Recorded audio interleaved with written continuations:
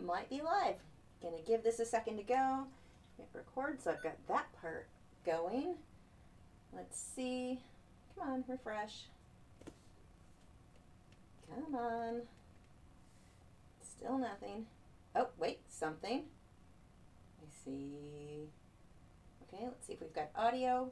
Oh, my microphone is way back here. Hold on.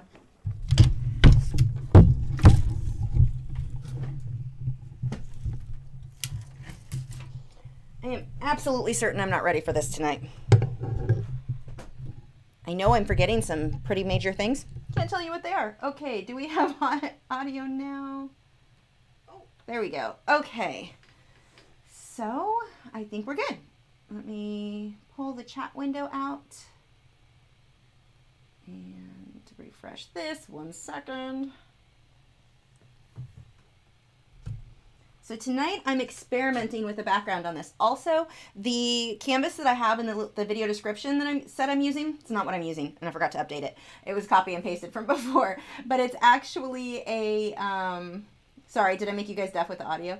It's a Fredrix, their Nature Core, mixed media Nature Core board. It's an 8x10.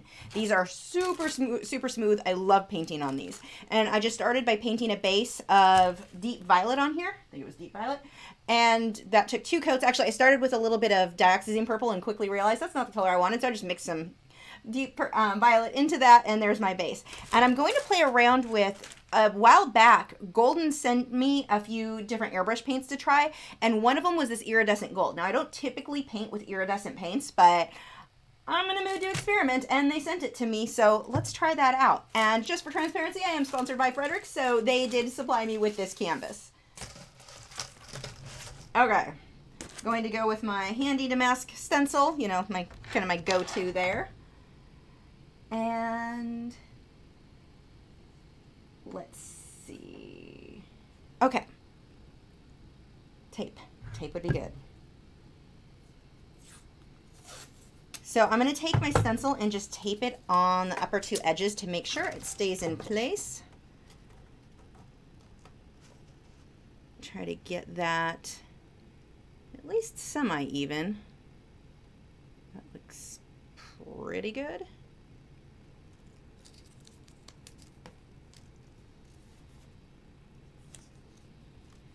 I mean, once the fish is on, you're not going to notice that much if it's not perfect, but that should be good. I'm going to slide my canvas all the way to the front of the easel so that that stencil does lay pretty flat. And there is a pretty good chance my airbrush is clogged today because I didn't clean it last week either. It's been like 2 weeks. Yeah, I need to take care of that.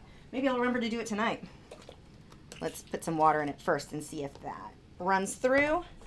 As a general rule, when I do that, and I do this anyway, I'll run water through the airbrush before I put paint. Can't tell you how many times I ran paint through the airbrush and then realized it was clogged. I'd rather find out with water first.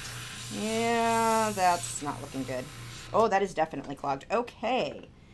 Oh, hold on. Maybe that will fix it. Aha, I just had to screw the front in. Genius. Yeah, we're okay. Okay. Going to add a couple of drops. Probably just 1 drop of my airbrush flow improver into the cup first. Actually, I'm going to run the water through that. Try that. Okay. The flow improver is amazing. That will prevent so many clogs. I love that stuff. And then the Goldens in Holbein, those are the 2 airbrush paints I use most often. They typically don't clog bad anyway. Sally said, always wanted to ask, how does your hair always look so good? There's never a hint of any root in that blonde. I'm naturally blonde, so well, okay, these lights just bleach it all out. But you can definitely see my the roots sometimes in person, for sure. But my natural color is blonde, so it's not a huge contrast.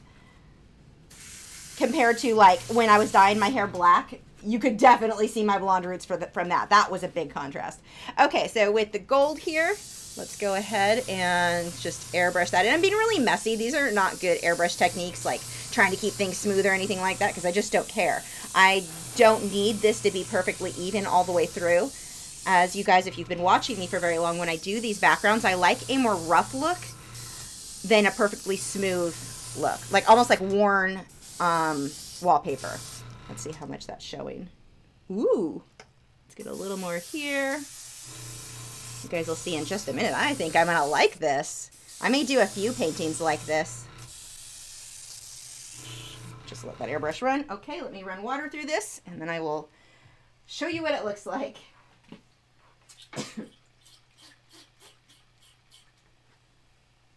Oh, my water's all glittery now.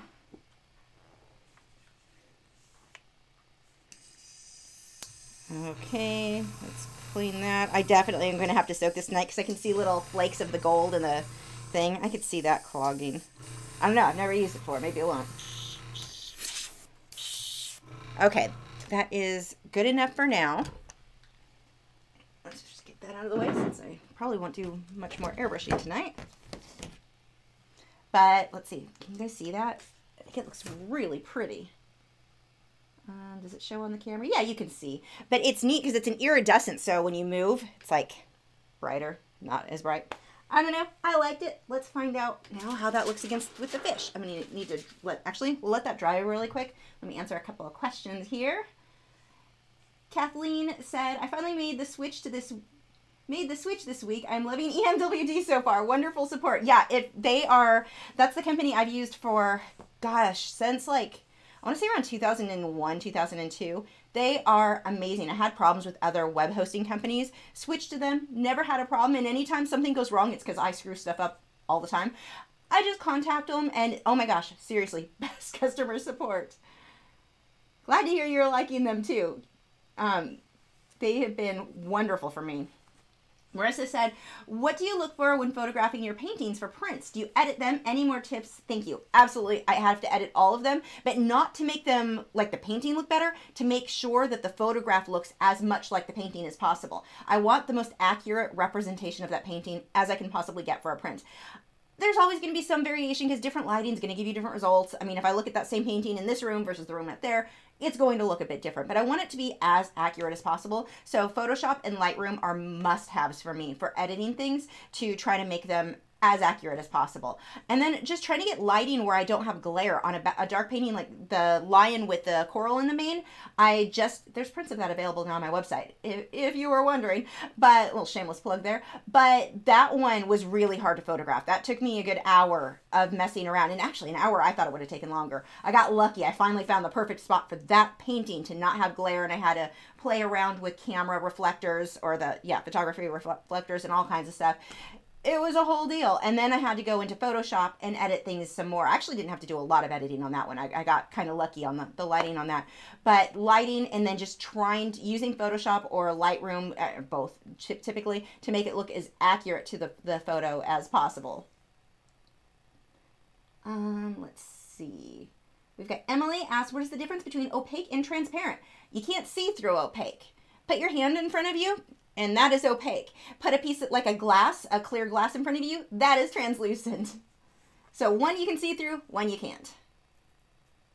Think like tinting windows on a car too. So that would be, you're tinting the color.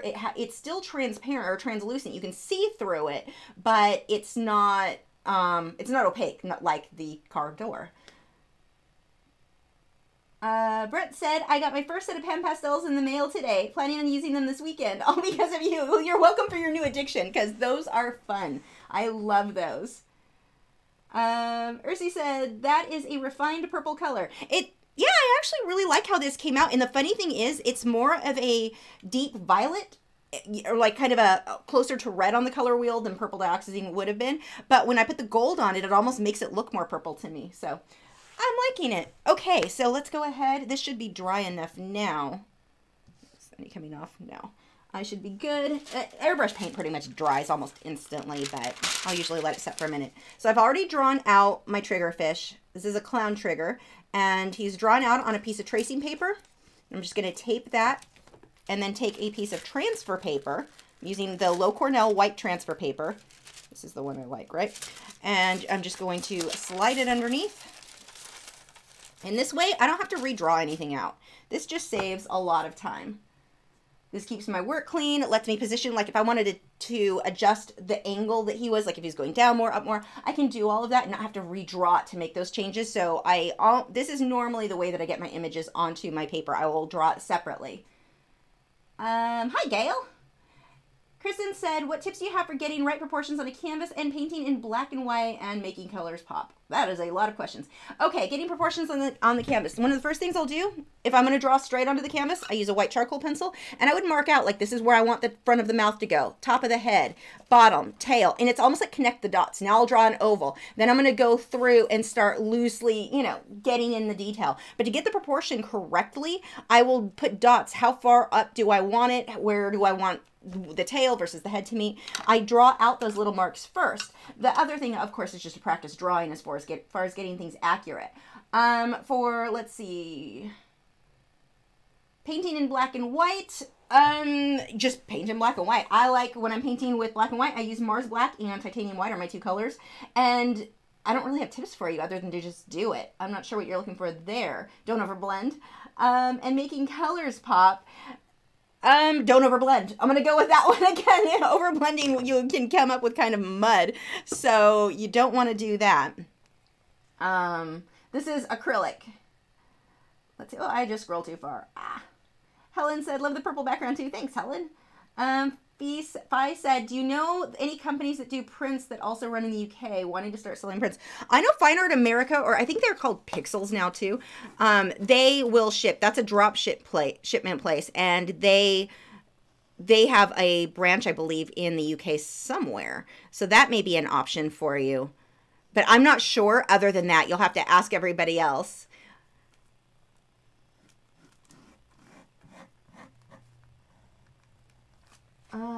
Let's see. Whoops. Charlie said, have you ever had an art show? Not a solo show. I've done group shows, several group shows, not many in years. I really don't leave the house that often. I find I can get my artwork in front of more people on the internet than through art shows. But art shows are still a lot of fun. There's a gallery that I want to get into in Frisco. So I've talked to them. I'll talk to them again sometime in the coming months. But that's one that I want to look into for sure.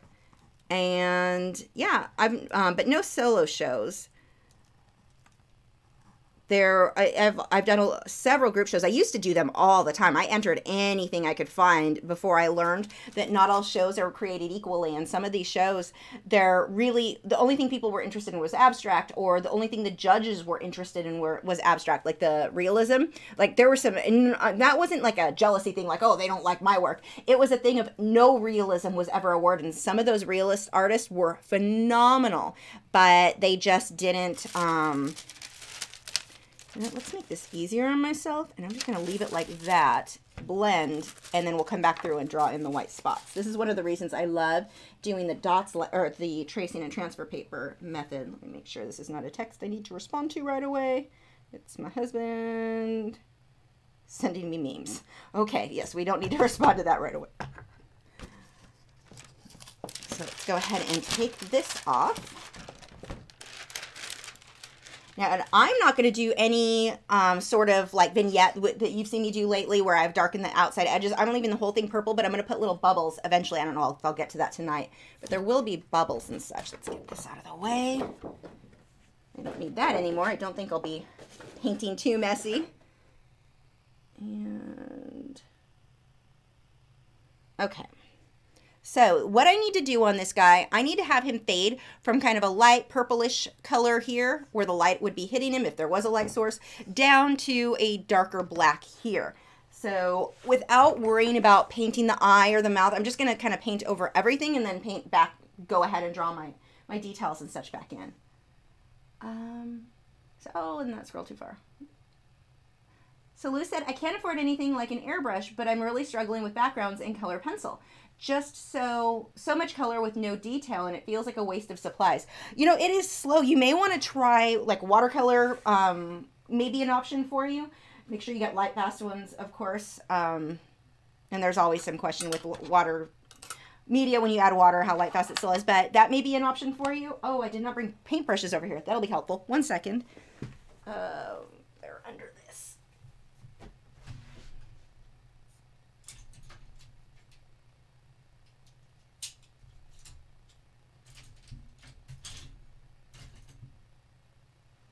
If I could find my liner brush, that would be helpful. Maybe it's Or I'll just throw a bunch of brushes on the floor. I guess that works too. Maybe it is over here. I don't know. I don't need that one yet. So we'll start with these.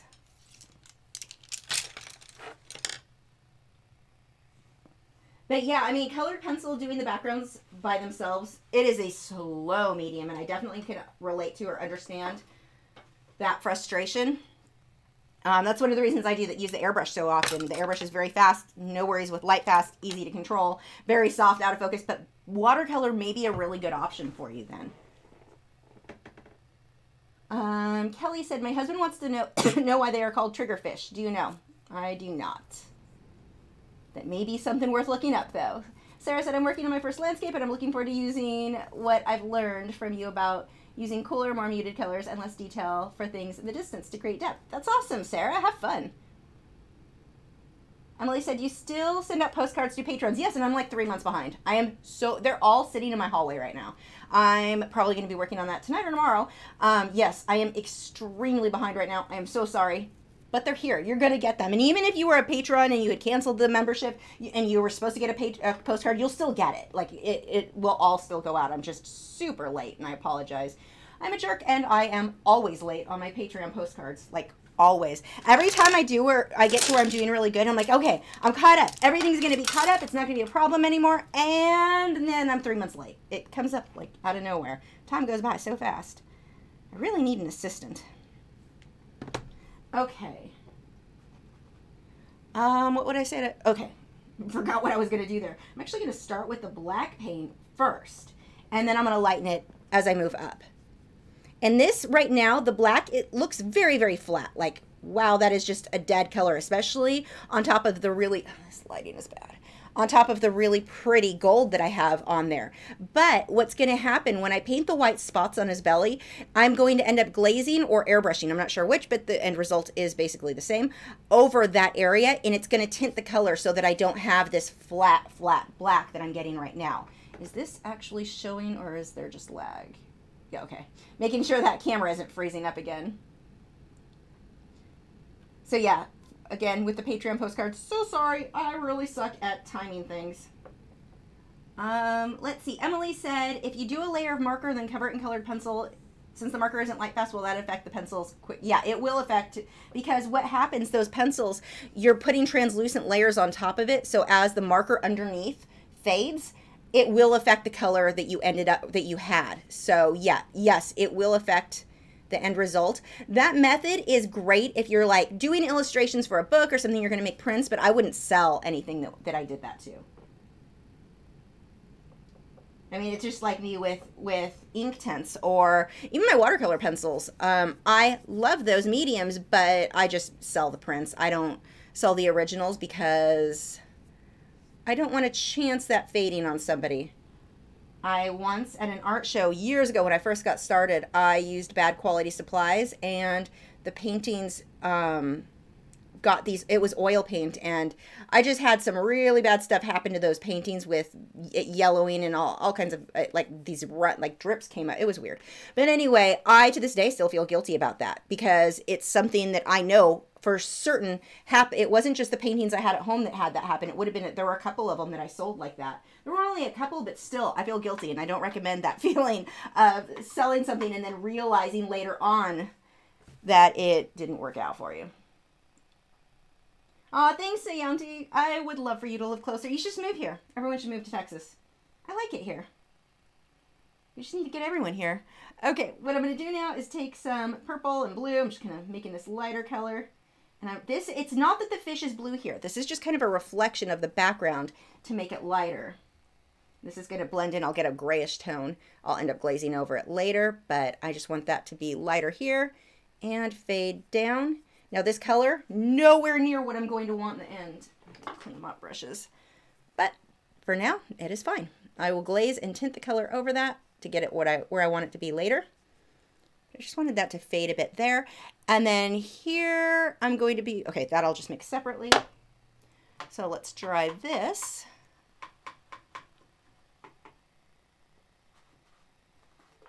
Plug your ears for just a second.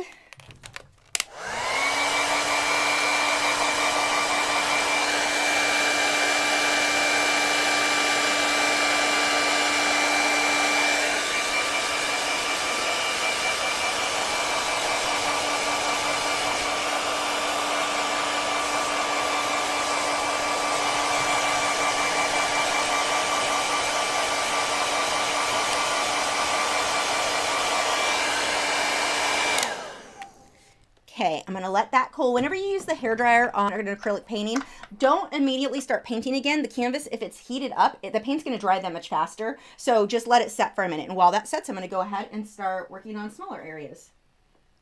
If I can find the brush that I want. There we go.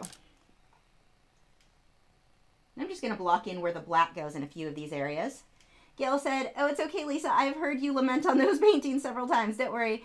I don't think you will be sent hell by the watercolor gods for it. Well, it was actually oil painting that I had the problems with. Yeah, and if those people ever like found me or realized it was me, recognized the signature and contacted me and showed me those paintings, I would without a doubt replace them with something far better for them. Because those were old paintings anyway, but still. I mean, they were only like $50, but it doesn't matter. Like, it's one of those things I'm always going to feel guilty for. I didn't realize what I used was not the best material. I thought it was, you know, linseed oil. It's all the same. That was the problem. I used cheap linseed oil. I'm like, it's linseed oil. It's all the same. No, it's not. Not at all. Whoops. Okay. Let's see. I'll have a couple of spots in here.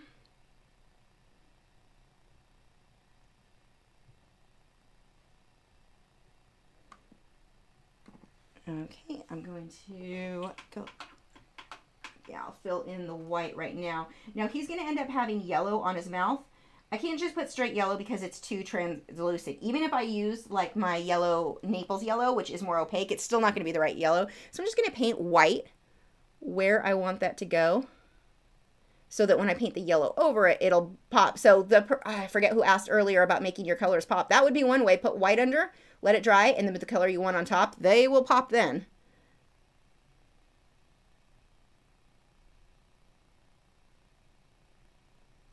There we go. And then he's going for his fins, because they're kind of whitish, but they're also kind of translucent. So I'm going to use transparent mixing white for that, which I don't have. Actually, I saw that. It felt, I think it's under furniture over there. I can't tell you why it's under the furniture, but it is.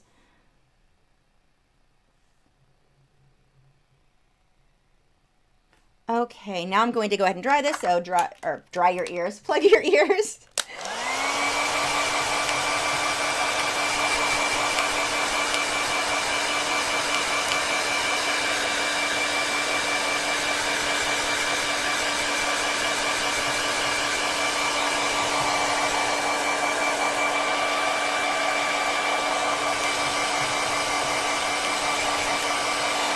Okay, I'm going to let that cool for a second, and then I can use my tracing and transfer paper again to sketch out where my spots are going to be. I mean, yeah, I could freehand them. They're spots. It's not a big deal. They don't need to be exact. But why, when I can save the time? I already drew them out, and I'm a big fan of saving time when I can.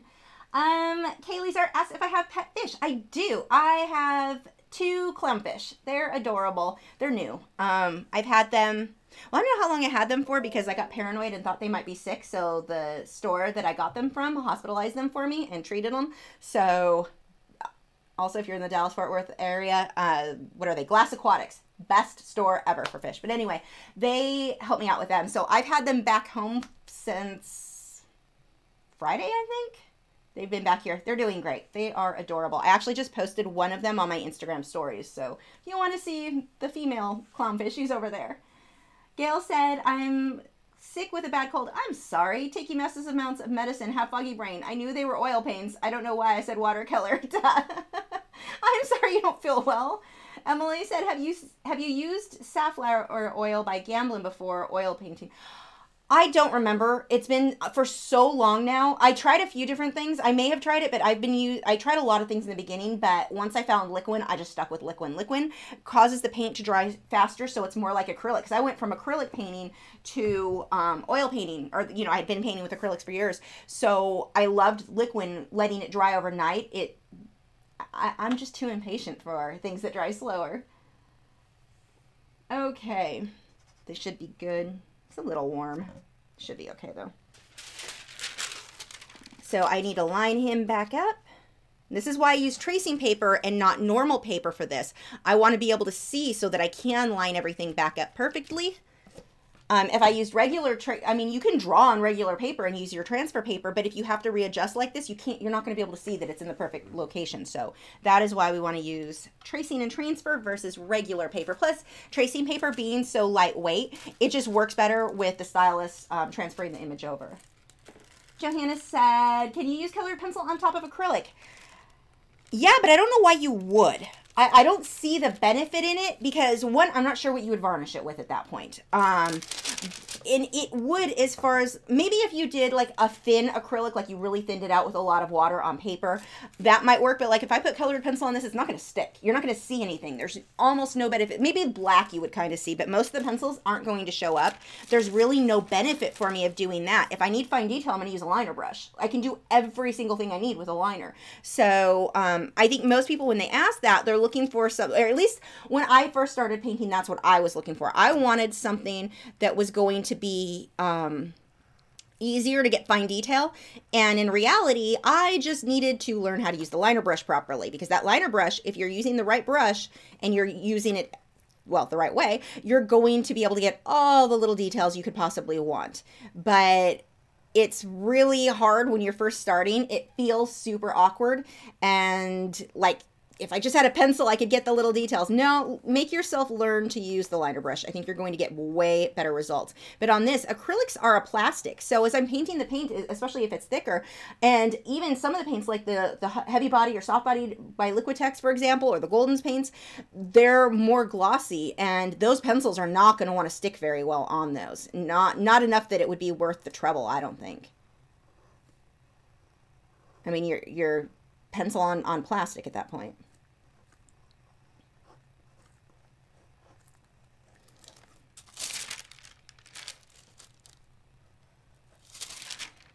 See any other, oh, let's get his little stripe up here.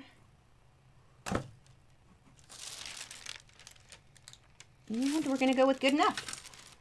Emily said, is there a difference other than the tooth between hot press and cold press watercolor paper? Also, I'm sorry for asking so many questions. No, I'm glad for your questions. Thank you. It would be boring in here if no one is asking questions.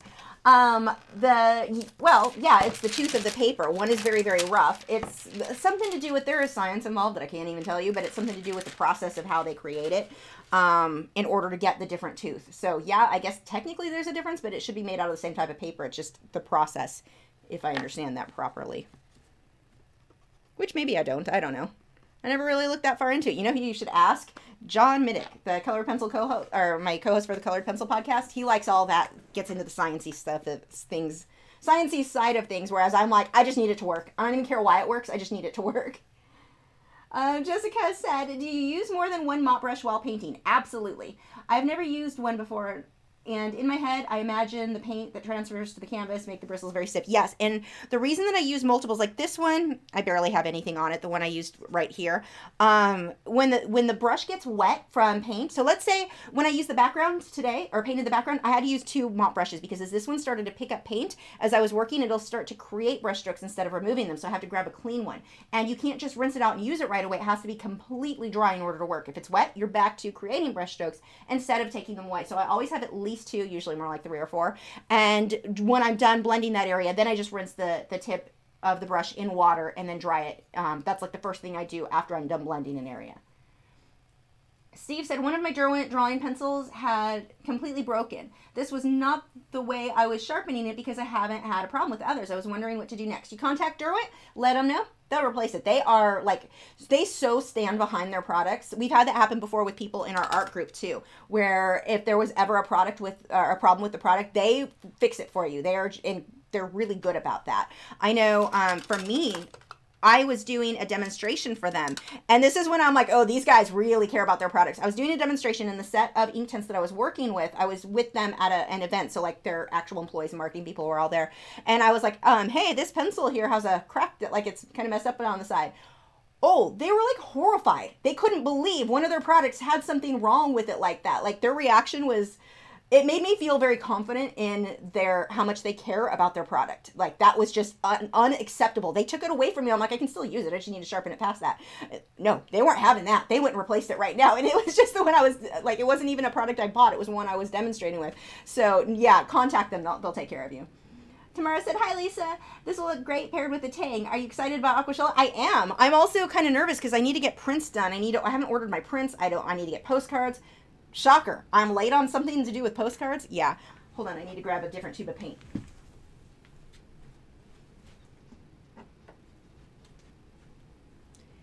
So yeah, I'm excited to go. I'm excited. I want to try some different fish. I've been reading about different fish food, and because I'm neurotic and I want to give the fish all the fancy stuff. I mean, I feed my dogs raw. They don't eat kibble. So I'm like, why am I feeding my fish kibble? So anyway, I'm hoping that there'll be vendors there with cool stuff like that. So yeah, I'm actually really excited to go look.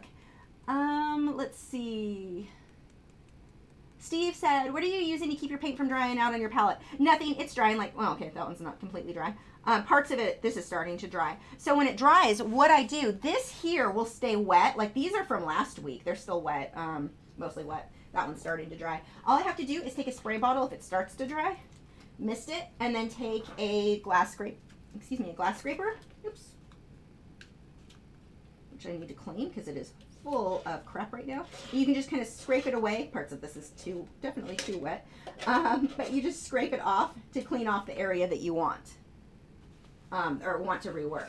And then what I do, like this is all starting to dry, I could scrape that off, but what I'll do when I put the palette lid on to keep all of this wet, I'll get a damp paper towel and just seal it off. This palette, the Masterson's palette, it's like a big piece of Tupperware, and so it'll seal everything out, and as long as I've got that paper towel in there that's got water, it'll keep it from drying. Okay, so here I made it lighter. Actually, I probably should have made that more light and glazed before I put the dots. That's okay, I can paint around it. Let's go ahead and do that now. We'll get that part started. So there's my transparent mixing white.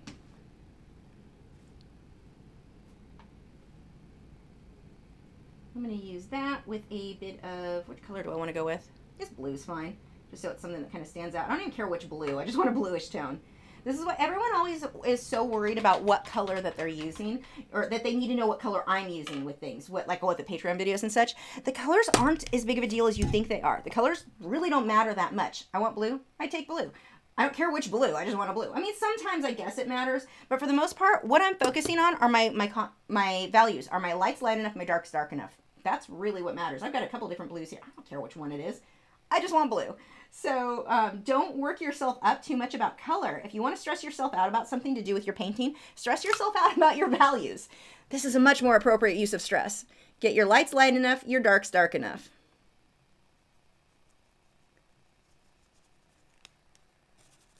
So we're just going to smudge that out. I don't care if it's perfectly smooth. I just want to get a bit of a highlight. That is perfect. Oh, wait, not perfect. You're starting to dry. Hold on. I've got a little line there. Oh, that actually is probably a little bit of the background showing through then. That's fine. Okay. I'm going to rinse my brush. Let's see. Do I like the Lignit Basics? I like the Liquitex Basics. I feel like autocorrect got you there. But yeah, the Liquitex Basics are my favorite because they're they're a thinner paint. They dry fairly matte. So the way I use the tracing and transfer paper, all of this works very, very well. Oh, I'm missing a spot, I think. And this fin's going to go over here. Let's give him a spot. But like that white charcoal pencil sticks to it. If I use a higher gloss like the Liquitex Heavy Body or their soft body paint, this doesn't stick very well. So between that and then just because I glaze so much, I like translucent paint. Things that are a little bit less pigment, more of the binders, I guess, works perfectly for me. So yeah, I love them. They're my favorite. Sugar Bear said, random question, but who is your favorite composer? Mine is probably I don't know how to say the name. Vivaldi. Hands down, Vivaldi. Let's see. Rob 487 said, for airbrush or even acrylic in general, does it matter what you use for water, distilled or tap? Okay. I've always just used tap. I've never had a problem. But in theory, I can understand why using something that's gone through filtration to get all of those impurities out, because we don't really know what those impurities in our local water is going to do to the paint over time. With acrylics, I don't think it's as big of a deal. Watercolor, oh my gosh, yes. I think a lot of people use distilled water for their watercolor. But yeah, I would not recommend using tap water for like Inktense or watercolor because that alone can be the thing that makes it fade. That could be the thing that causes all kinds of problems. With acrylics, the pigments here, I've just never seen it be a problem, so I do use tap, but I also do understand why some people prefer distilled, so there you go. I've never seen a problem with tap with acrylics, but I would not at all use tap with Inktense or watercolor or anything that you want to, that may be more prone to fading.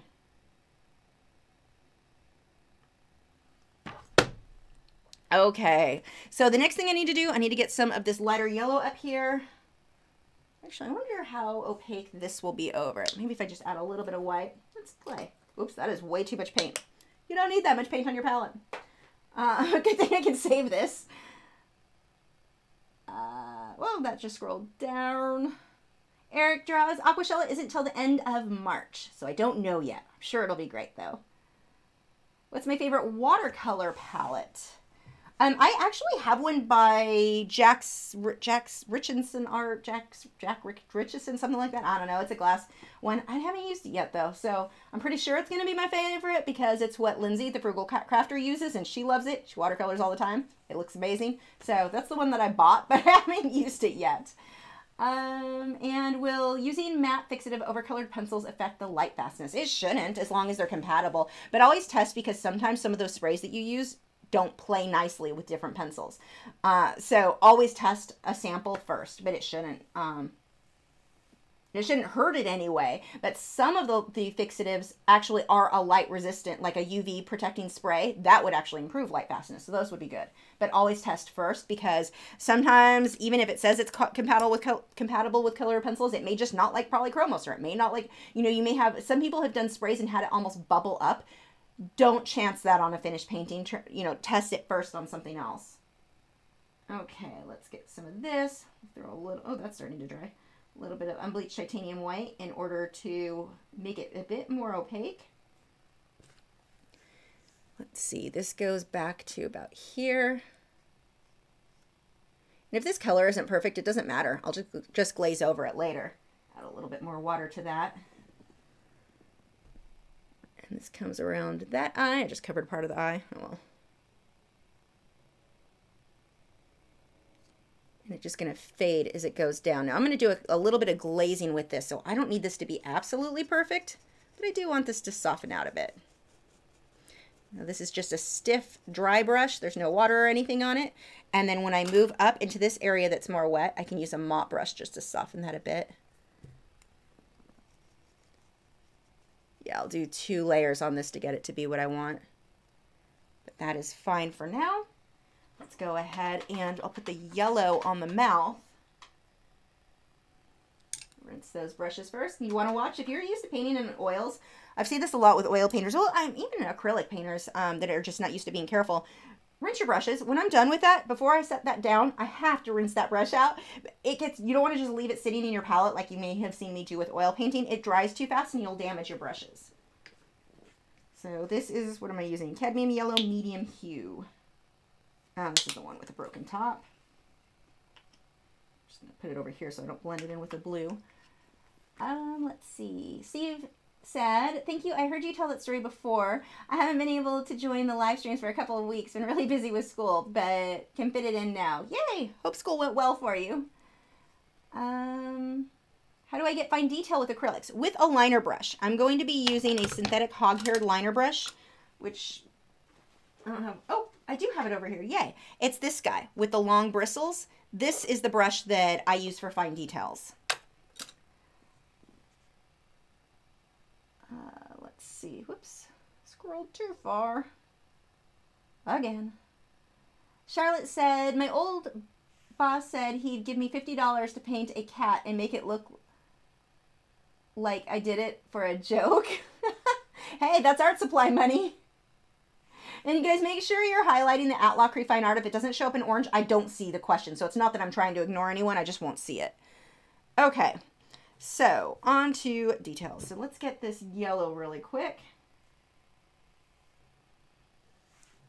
Now, big tip for you, don't paint, actually, I want that to be more reddish. Don't paint, hold on, take the paintbrush out of my mouth so I can actually talk. Don't jump to, like, if you have to shade yellow, don't jump to shading it with black like you might for something else. it can really add a little bit of red to that. It will look muddy and you get this ugly kind of greenish tone. Ideally, if you're going to shade yellow, do it with, like in here I added a little bit of red, or purples. Purples are a really good way to go. Magentas. Try those first. I mean, sometimes, yeah, maybe black is the right answer, but usually it is not. You can see there where I'm painting this orange color inside the mouth. You can see what I mean by it's too translucent. You're really not going to cover that much. In this case, it's fine because that needs to be in shadow. But normally, like if I wanted this to be this bright, it wouldn't have come out that bright over the yellow. That's why I had to paint it white first. So that's going to make my colors pop. I'm going to get a little teeny tiny bit of white just for the highlighted area here. Actually, my reference photo, which came from Pixabay, doesn't really have much in the way of shading or highlights. So I've got to kind of make that up as I go along. Okay, let's see, a little bit inside his mouth. And I'm going to let that dry, rinse that color out. Johanna said, I loved your stream about what to think about when looking for reference photos. Do you plan on doing that again sometime soon? I might. The next time I have like a big project, that may be a fun thing to do. Okay, I need more of a yellow ochre color, but I'm too lazy to get the yellow ochre out, so we'll just mix some that's close enough.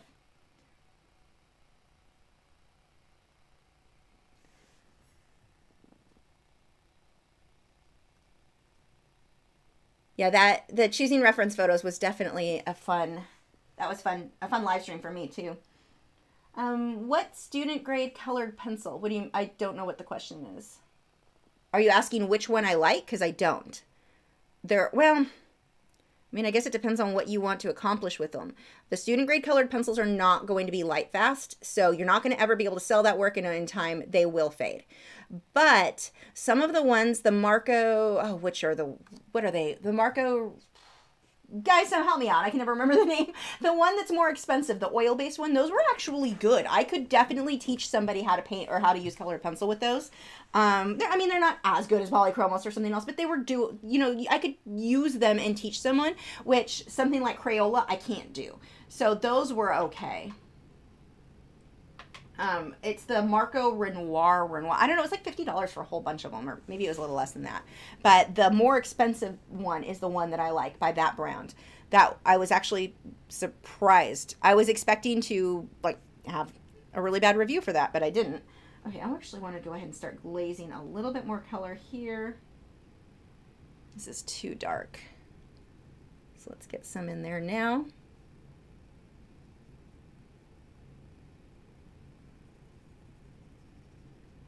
And it may not show up that much for you guys on your end, but these little things just add quite a bit more depth to the work by not having it be flat black.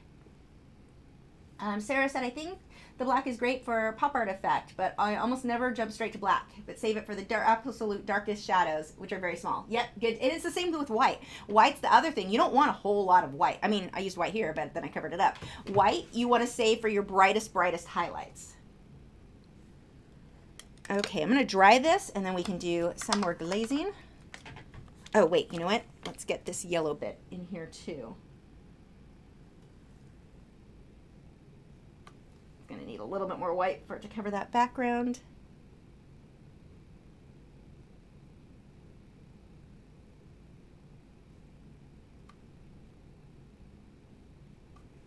Okay, rinse that brush. Marco Refine, yeah, that might be it. Or Marco... There's the Refine and then the Renoir. I don't remember which. The pricier one.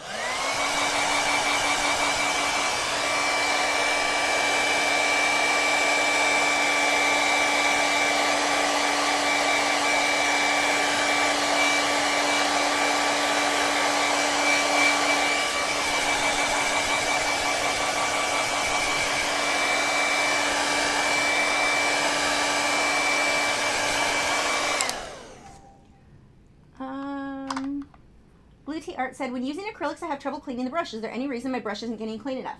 Okay, a couple of tips. It's a great question. Couple of tips. You can take your paper towel. I can grab one. Come here. When you have paint on your brush, wipe it off first. Wipe as much of that off as you can. And then there are two types of cups that I like for cleaning my brushes. One is, I don't have it over here. Wait, I do. This one is called it's by the Puck. You can get it on Amazon. I need to do a video on this still. Paint Puck. And the inside of it, I don't know if you can see the inside, if that's really showing, but it's got ridges and bumps. That really helps get the brush very, very clean. You can tell it's dirty because I've used it a lot. I really need to, they sent it to me to do a video, and I just got busy and didn't do it, but I need to do that still. Anyway, that one's a good one, but it's got, you want something at the bottom that you can wash your brushes with. The other one that I use is just your plain basic little square water well, and it's got ridges at the bottom, and that helps. Your water may just need to be cleaned if the water's getting dirty. And then at the end of the day painting, if I really want my brushes to last a long time, I use a product called the Masters Brush Cleaner, and that stuff is amazing. Or the Old Masters, sorry.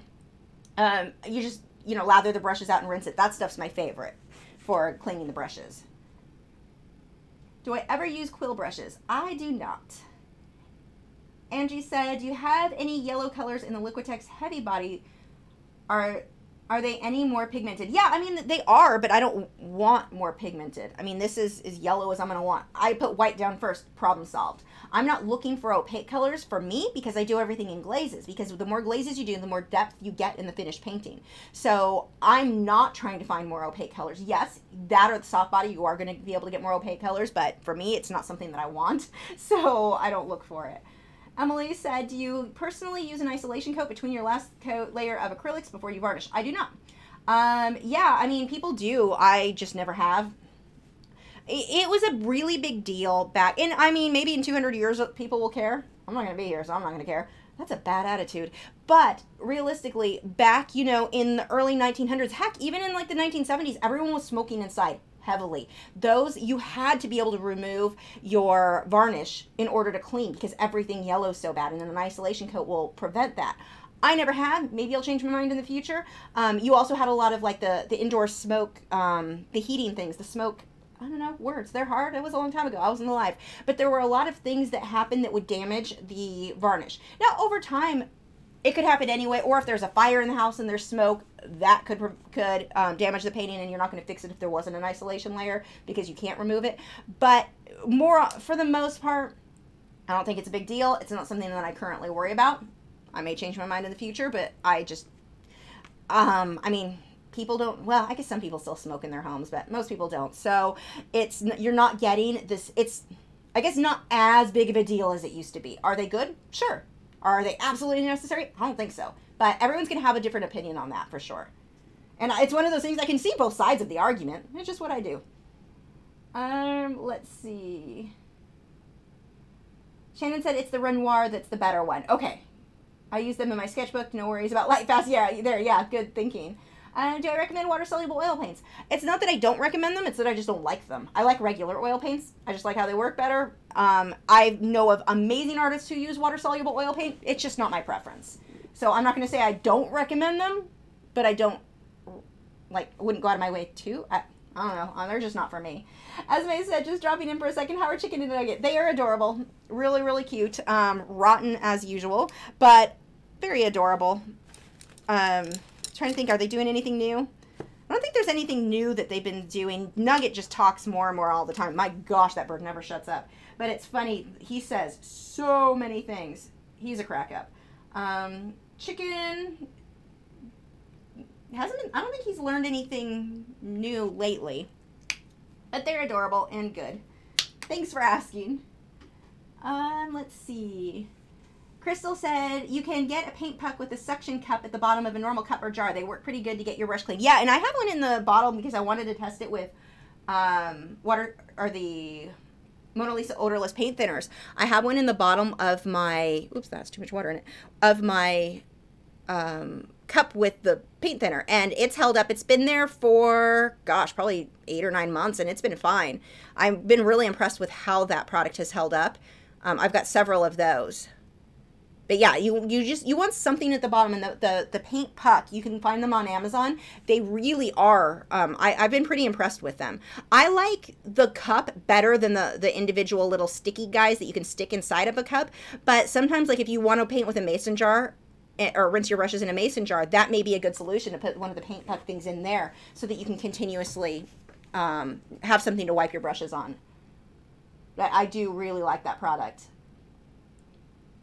I'll do a full review soon because I need to show you guys because they are pretty cool. Nick said, the ACP final fixative is a great isolation layer. You can varnish right over it. Yeah, but that's for colored pencil. That's what you're talking about, right, Nick? Angie said, thanks. I like the basics also, just that the yellows always have some trouble with. You try a lighter layer first. Yeah, and a lot of them, like, and for example here, this deep violet, I had to put 2 coats because it's not super opaque for my background. So, I mean, stuff like that. I can see where some people aren't a huge fan of it, and they just work for me.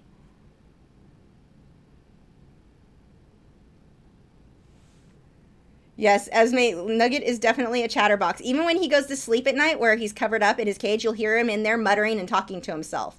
One of the things that he says most is baby bird. And so he'll fly, like he'll fly to my husband, go, baby bird. And he does this deep, like, it is hilarious, his deep baby bird. I don't even know why he does it that deep, but that bird is funny. But yeah, he talks like when he's falling asleep, or in his sleep he'll talk. So funny, but his voice, like, you can tell he's sleeping or almost asleep because he gets really quiet as he's doing it. Chicken, luckily, does not talk in his sleep. He's a bit louder.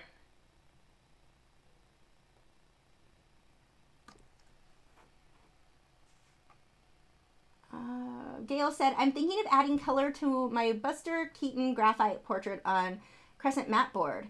Would you suggest using polychromos, luminance, or pan pastels? I've never used that matte board, so I'm not the Crescent matte board. That's not the Canson Me 10s one, is it?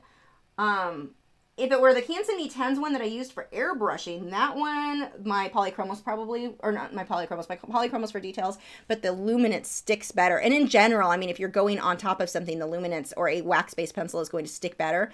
But if you said it was in graphite, I don't like putting colored pencil on top of graphite. If I do a mixed medium with graphite, it's done with the intention, like before I start, so that I can, I'll put colored pencil in one area and graphite in another, but not overlap them. I don't like the results I get when I overlap them. So play around on a scratch, like a tester thing, because you don't want to do that on something you've already put a lot of work into. Krishna said, my paints have been sitting in my drawer for a year. Will it affect the quality of that paint? It shouldn't. If they've been sealed, it shouldn't. I mean, I have paints that I use that I've probably had for 15 years in that drawer somewhere, like colors I don't use that often. So, and they should be fine. At worst, some of my Liquitex basics, and I don't have any of them out right now, they'll get like chunky, like this color here. Actually, well, I don't know if it shows up, but they'll get a little chunky if I just add water to it. It's not dry chunky, it's just like globby. I just add water to it and it's fine. So that's the most I've seen. And then with oil paints, the worst I've seen is I can't get the tube open, but the paint was always fine inside once I got it off. Pinky said, I'm a beginner painter. Any tips you could give me to help me improve? You're going to have to be a bit more specific on the tips you want. I can never think just off the top of my head, like, what's a random tip? My first tip for you, go and plan on painting something ugly. Don't go into it thinking, I'm going to paint this masterpiece and it's going to be amazing. And no, you're going to be frustrated and you're not going to be willing to really experiment with the paint and how you make different brush strokes. Just experiment and play with it, and don't expect it to be perfect to start with. It's okay that it's not. It really shouldn't be to begin with. That's, that comes with time. But just start painting. Play with it, have fun, and make sure you wash your brushes when you're done so that they're still good the next time you go to paint. There's my next big tip. Also, don't leave your paint brushes sitting in your cup of water. When you rinse them, you'll damage them really quickly. Just rinse them and set them to the side to dry. Is there supposed to be a side fin where the dots are? Yeah, I'll paint that in after because it's more transparent, so that'll come later. But yes, there is. Ursi said, the bottom spots of the fish have character the way they are shaped. Elegant. These fish that look so elegant anyway. They're so pretty. They're not going to stay white like this, though. I've got to glaze a lot of color. Because white is very reflective. So when you take a photo of the fish, usually they're under such bright lights if they're in a tank. And so the whites tend to be very blown out. But if you were to really look at them in nature or under not so strong lights, the white is just going to reflect everything around it. So I don't want them to stay white, but I need to get a base and then I'll glaze color over it. Donna said, hi Lisa, thanks for tonight. How do you get the depth in a black muzzle on a dog. Have used lots of my blacks, grays, but still looks flat. Thanks in advance. Well, the grays is problem number one. I don't like to use gray, or like when you're getting highlights, I try to avoid gray. Gray makes the dog look old. If you're trying to get the black muzzle to look shiny, which hopefully is what your goal is there, glaze with purples and blues, not for your highlights, not black. I mean, not gray. The gray is just going to look flat and dull and probably not going to be what you want. But get some blues and purples in there for your highlights. Let's see. Tamara said, how are the new clownfish doing? Is the tank all better now? Still sad about the shrimp. I'm still sad about the shrimp too. Yes, they're doing great. I love them so much. They're doing really good. I'm hopefully going to go get new Albert on Monday if the store has any in stock. And maybe some more snails. I got my first snails this week too. I finally have enough algae in there that they won't starve to death. But they are doing great. And I can't wait to get some cleaner shrimp in there. Let's see. Whoops. Scrolled too far. Krishna said, how did you get the background? Really beautiful. Yeah, I just painted and if you back up the live stream when it's over, if you want to watch that, I started with just a deep violet color, and then I used iridescent gold, Golden's airbrush, or high flow acrylic paints, and used a stencil to get the damask print.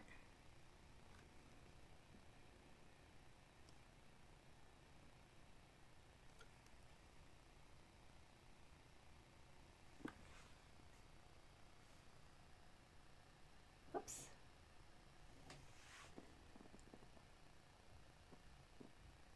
And I'm just thinning that paint with a bit of water so that it flows nice.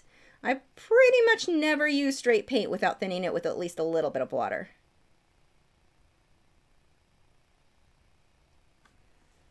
Oh, we've got a couple spots back here I forgot about.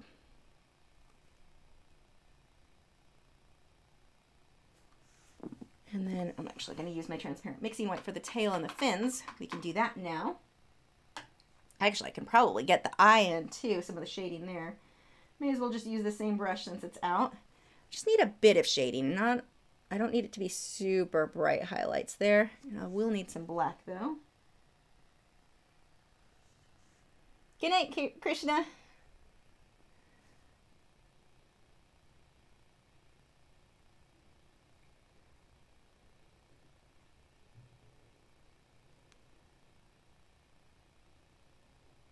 So the start of his eye, I'll still do shading, but getting it blocked in. And then we've got, let's see, let's switch to the liner brush. Get some of the detailing. Where did I put my, there it is. He's got a ring here around his mouth.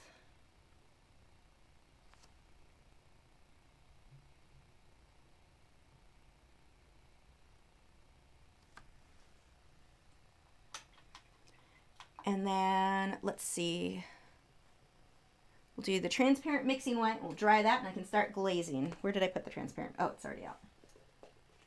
Which brush do I want? Probably a, I don't know what brush I want. Let's try this one. Tamara said, look at you cultivating algae. Post pictures of the snails on Instagram.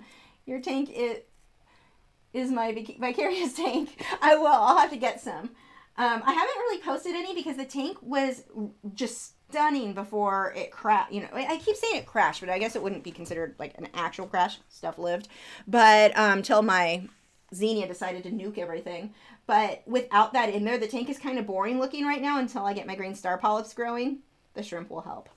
So I haven't posted any photos. Plus, I know I would have to, like, those, you guys here on the live streams know what happened, but I haven't really talked much about the drama with that. So I'm like, I know I'll get a bunch of questions of what happened to all the cool stuff that was in the tank. And yeah, I haven't wanted to go through that answering process. I figured I'd wait until I get a cleaner shrimp, so at least I don't have to explain where the cleaner shrimp went. They look the same, so most people would probably just assume it was the same shrimp. I'm going to make a full video, though, talking about the whole process, you know, the few months that I've had it, and the highs and lows, I guess, of the tank, things that have gone wrong.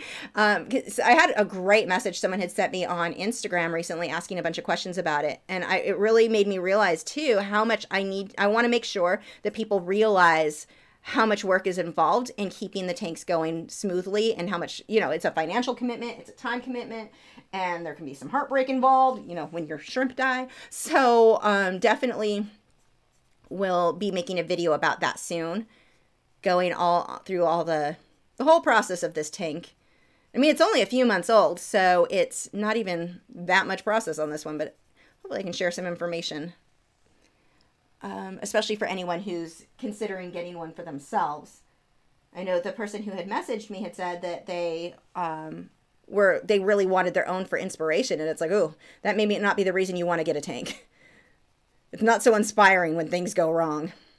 And oh, sometimes they go wrong.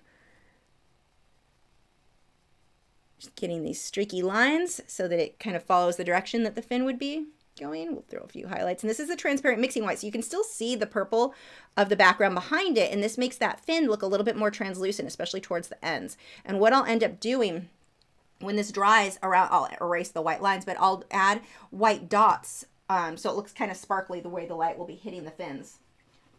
Not to be confused with ick dots.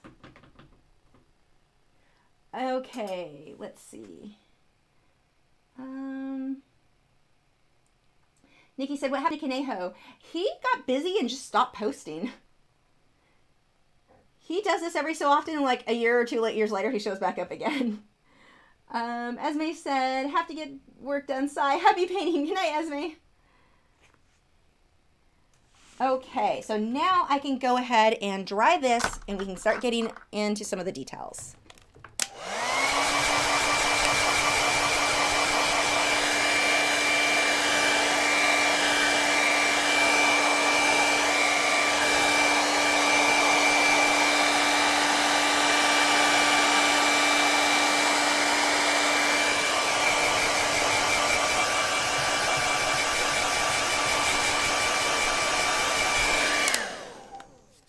Emma said, beginner here, want to start painting, which brushes and what paint should I buy and which type of canvas? If you go to my website, lachri.com, go under acrylic painting supplies. I have everything listed there that I use, although the airbrush materials are out of date, but you're probably not looking to jump into that just yet.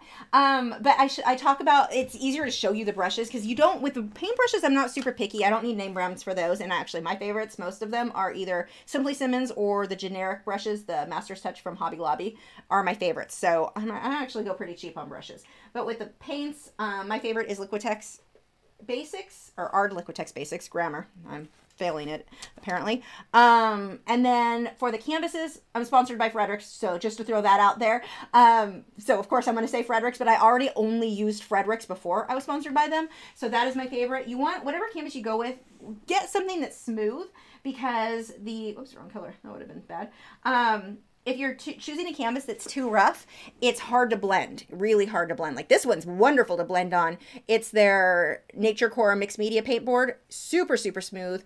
Belgian linen's really smooth, but if you're starting, I wouldn't spend the money on that, honestly. The Fredrix Blue Label is great for getting started. So I would say, you know, don't spend an arm and a leg getting the most expensive canvas you can, but do get something that's very, very smooth. Like I said, the Liquitex, or not Liquitex, the Fredrix Blue Label would be my favorite. They also, you can get canvas pads to paint on. They're not as smooth, but I mean, if you just want something to play around with, those could be a good option to go with.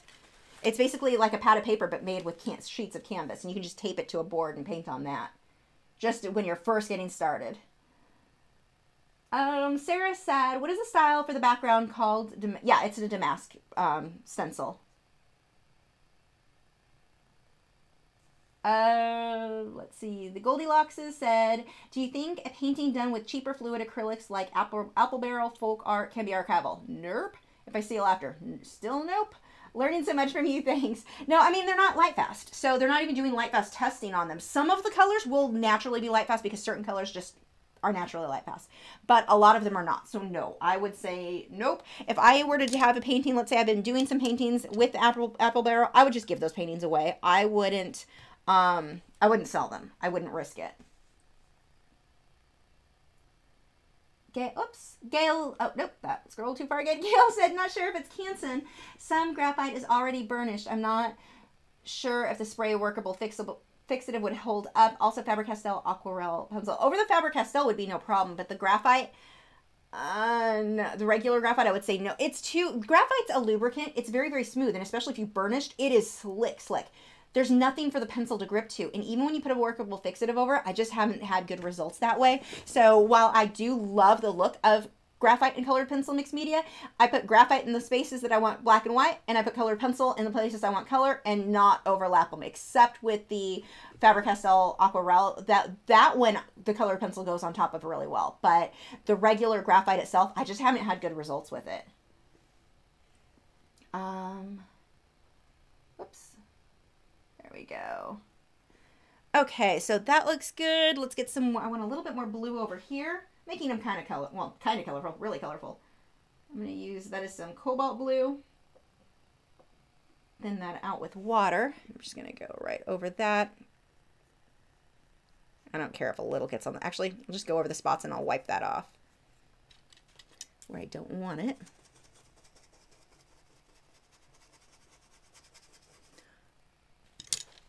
So to wipe that off, I'm just going to take the brush with a bit of water, and it works like an eraser. I don't care if there's a little bit of a blue tint, I just don't want it that blue.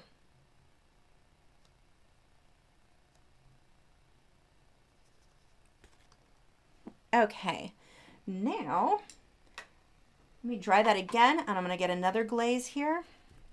Oops, that brush is not clean at all.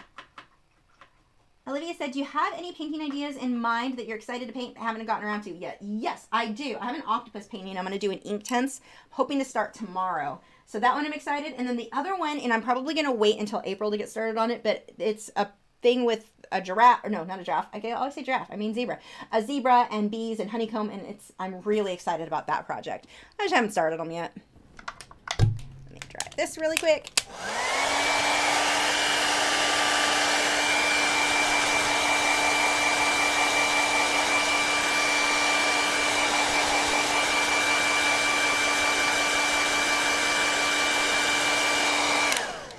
Natalie, aquascapes. Oh my gosh. Yes, that Googling aquascapes is actually what kind of started me on getting back into saltwater tanks again.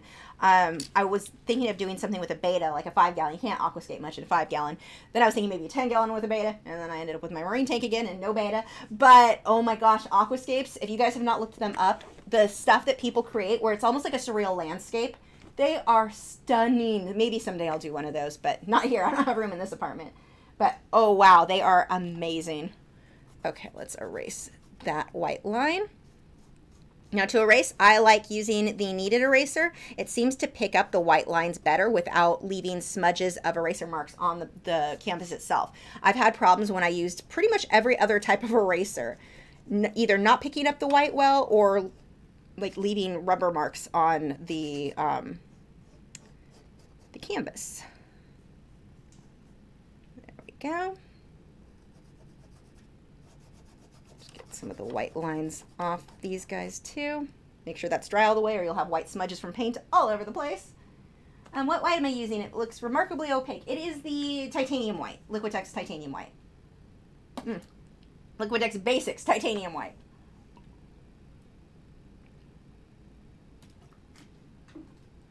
Okay, now I'm going to start glazing, and this is going to start creating a bit more depth in everything. So one of the things you want to watch when you're painting is that you don't just create things that are very, very flat. Right now, this is really flat. This is very cartoony. These guys kind of look cartoony anyway, but I can create a lot more depth. I'm not so much worried about detail on this guy. I'm not going to paint in all his little scales or anything like that, but I can create a lot more depth by just getting a little bit of shading. So I'm going to take my deep violet. Now the reason I'm using, there's two reasons I'm using this color. One, if I were going to shade or put tone down this color, I'd probably use deep violet anyway. Two, deep violet's my background. It makes total sense that this color would show up again for some of the shading. So I'm going to use this at the bottom and pull this up. And then I will just take a clean brush, smudge that a little so it's a soft transition. But see how it gives me a little bit more detail, a little bit more depth there. And now this is going to be the big thing that I'm glazing. I'm going to go right over the white, and I'm going to use a lot of my paint here. A lot more paint than I just used. So again, with the deep violet, and I'm actually going to go deep violet down to, I may pull some blue. I'm going to get a rainbowish look with him. That is way too much water. I can tell because it's starting to run. And now I'm going to pull a little bit of blue. And see, I'm going right over the black as well because I want to tint the black. This is what I was talking about earlier in the live stream if you were here, where I don't want the black to be flat black. I want there to be other colors in there. More water there.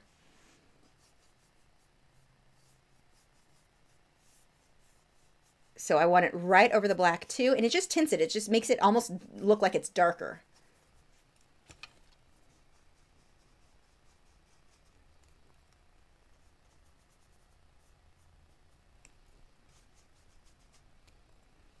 Go back to some of the violet.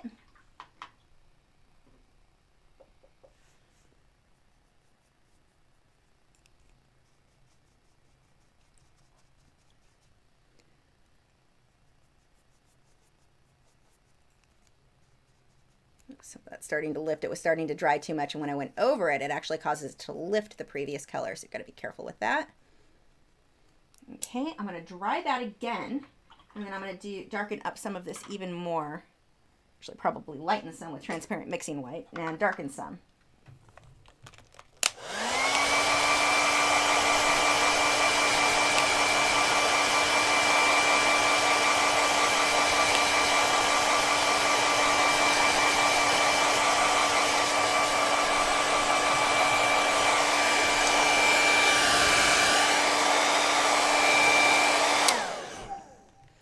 Let that set for a minute so it both cools, and I also make sure it's completely dry.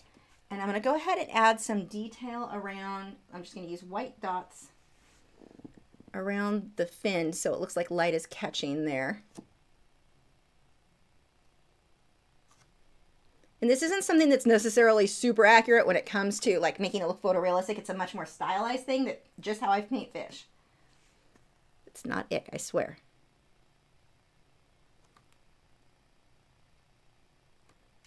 It gives that little bit of a shine. I'll even put some at the end of the tail here. Actually, he was going to need white anyway, so we'll just let that be a bit more defined.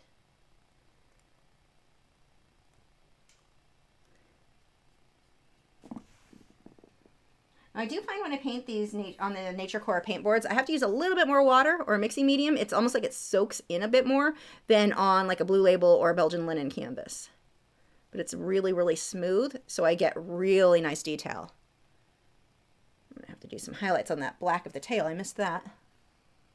We can get some highlights here too before I paint in any details.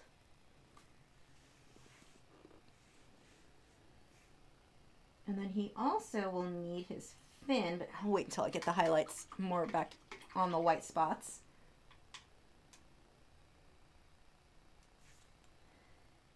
Okay, are we sure those are dry? So what I'm going to do is take a brush, some water, and transparent mixing white. I'm just going to wipe this over parts of this to lighten it. I don't want it completely white. If I wanted it completely white, I would want to use titanium white. This is fairly translucent, and it's going to let me get some highlights while still letting that color show through.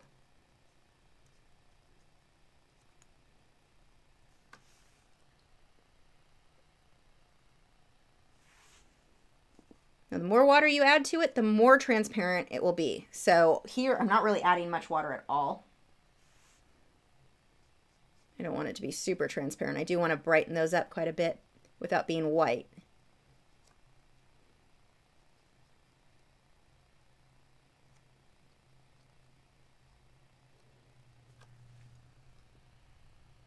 Almost grabbed titanium white. That wouldn't have worked out well for me.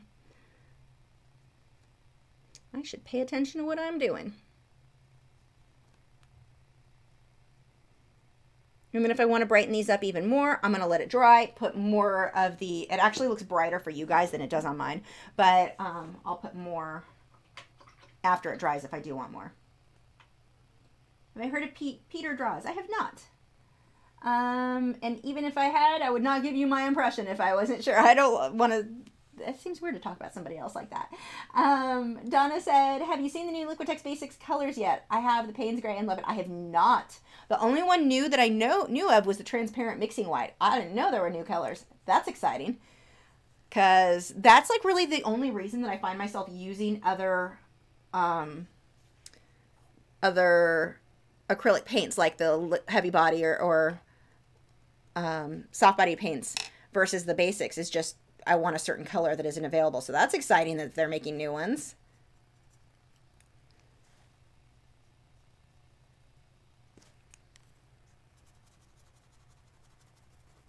Just brighten that up a bit more, a little bit more down here. Just gonna put a line and then smudge it. Just using a clean brush to smudge that out. Has a little bit of water on it, not much. If I had too much, it would just wipe it off all the way. Let's get a highlight on this fin. He's also got a little bit of a highlight here, or a little detail there. Okay. How many new colors are there with them? I hadn't heard anything about that. I haven't been shopping in a while. All my money goes to vet bills. And apparently my fish tank. Let's see.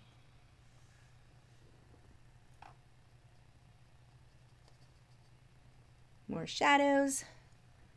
We'll just get a little on that. Okay. Now I can start in on more of the details. So lots of work with the liner brush now.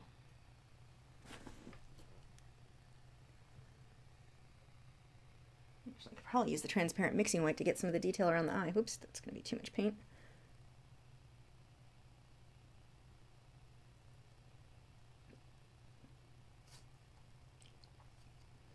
And then I'm going to switch over to some black. I'm using a lot of black paint here for a lot of these details.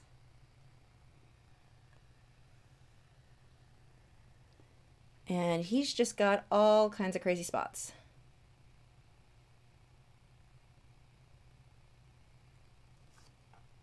There's variation in here. I definitely do not want to make all of these look the same. You don't want them to just be polka dots.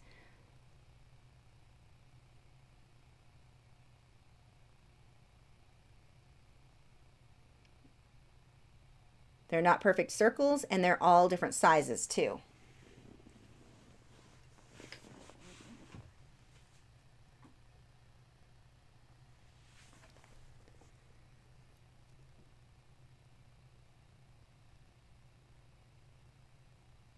You have to watch when you're doing stuff like this. I mean, I even catch myself doing it here. You do one or two brush strokes, and it's like, okay, I got this. And you just keep repeating the same brush stroke over and over again. Don't do that. It doesn't look so good. I'll have to come back through and put a highlight over parts of this when the black dries.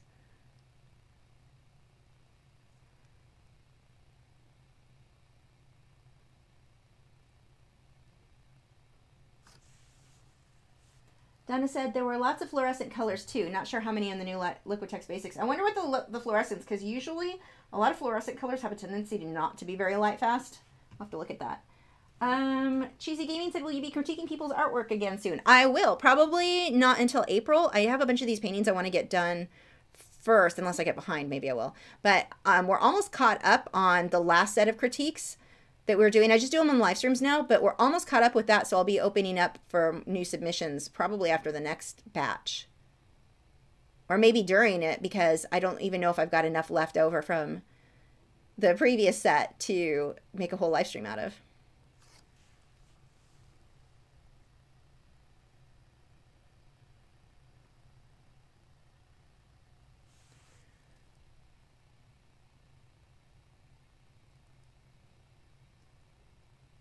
I'm gonna start making some of these a little bit bigger, in part because I'm lazy and it'll go faster. But they probably should have had some bigger than what I was getting. It's not all lazy, just mostly.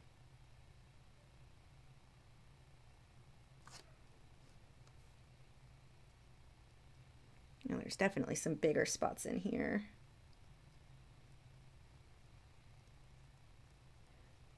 And then this kind of fades out into not just being spots, but you get this texture from the scales or in between the scales or whatever. So I'm going to go ahead and just kind of create the same pattern and dots and such as I move down. And they're subtle. You're not going to see a lot, but it will show just that little bit of extra detail.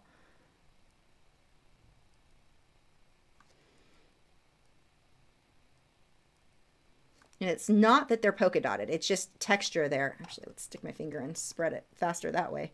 Also, I'm using my finger to kind of stamp just to create some texture.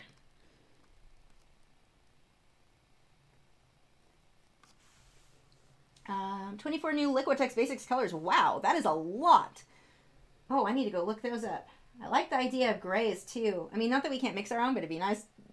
It's color you use often enough. Let's see. The Goldilocks has said, if you gesso sheet canvas and also fancy linen canvas, aren't they now the same material painting on the same gesso, or does the quality of the canvas underneath still shine through? Okay, the quality of the canvas matters no matter what, because and the gesso matters too though, because like for Fredrix, for example, they use a process that causes the canvas to, or the gesso bonds, or the primer, whatever, the gesso bonds to the canvas. That's a big deal, because sometimes if you're using a cheap canvas, let's say you got a cheap one and they use the cheap gesso and you put your gesso on top of it, yeah, you may get a decent surface, but that doesn't mean that the first gesso that company, the cheap company, used won't flake or peel off later on down the road. And that was something that I've seen happen quite a bit from crappy canvases. And this is one of the reasons that I don't trust most generic companies for most art supplies in general. I don't, you know, it takes years before you see that some of these problems come up. And these companies, the generic companies like Michael's does at Hobby Lobby, they make their own generic products. For paintbrushes, great, I'm fine with that. But for the products of something that I want to be archival, they can tell me it's archival, but they don't have the years of experience behind making that product to prove that it's a good, like Liquitex has been doing this for a long time. Golden's has been doing this a long time. Winsor Newton, you know, they've all been doing this for a long time. I don't trust my artwork in putting that kind of work into something that may not last. And that's basically what happens with those canvases, or some of them. If the gesso is bad, the initial coating of gesso is bad and didn't bond real well, there could be some kind of chemical in the canvas itself. We don't know. We don't know how careful they're being with keeping things archival. There's just so much that could go wrong that, for me, definitely not worth even risking. I mean, while you're learning, do what you need to do. Yeah, you can make your canvas easier to paint on that way, but if you're going to be selling it, I'm just not comfortable with it.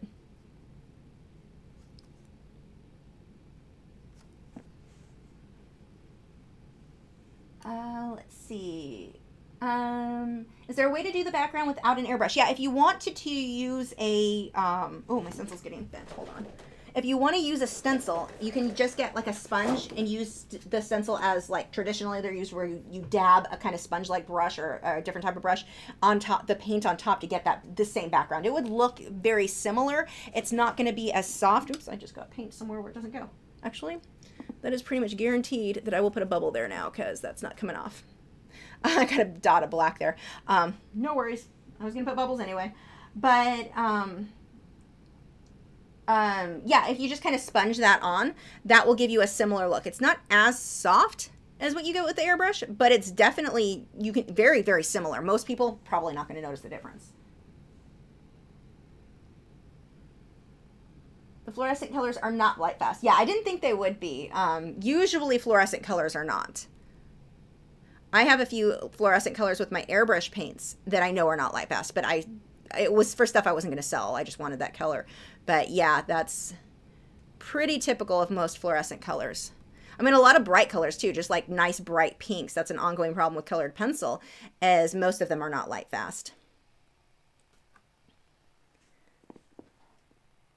Get some of these little lines. I'm pretty much using a very similar color to what my background is. Create some detail on those fins. I've got a thing coming out too in the Colored Pencil magazine for April, a tutorial. It's in colored pencil of a goldfish. So if you like drawing goldfish or fish, that'll be a good. It's a very simple, basic, like you can do it in one night lesson. And that's a Colored Pencil magazine. If you go to coloredpencilmag.com, I think is the website. Let's see.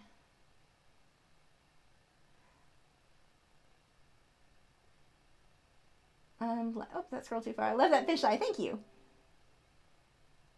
Do you ever paint wet into wet? Like, yeah, yes, all the time. That's how most of my base layers are done. There was a lot of wet into wet painting done on here, where I blended wet blue into the black, and that I'll do that as a base, but then I end up glazing on top of them. Okay, he needs a fin. I think we've got enough there. We can go ahead and start using the transparent mixing white. And let's see, which area is it? It's going to be about here.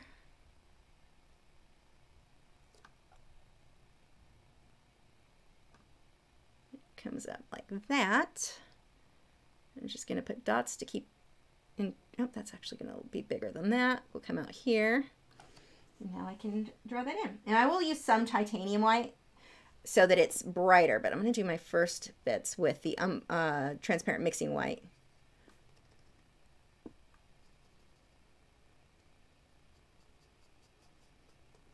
Actually, I'll put a lot more and then blend that out or smudge it.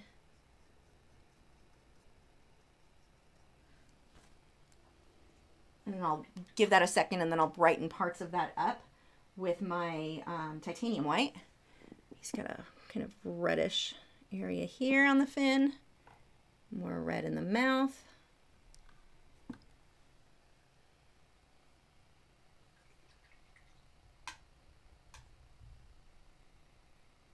Some titanium white so we can make that fin stand out a bit more. My dots that are not ick dots. Shiny spots.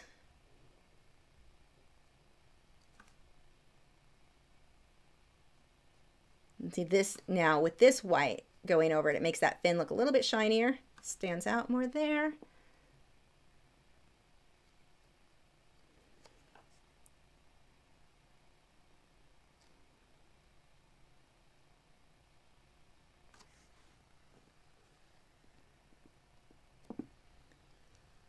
Oh, and I actually need some more spots, I think.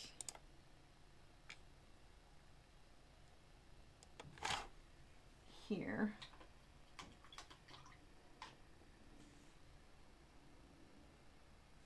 Oh, there are a lot of questions that just popped up.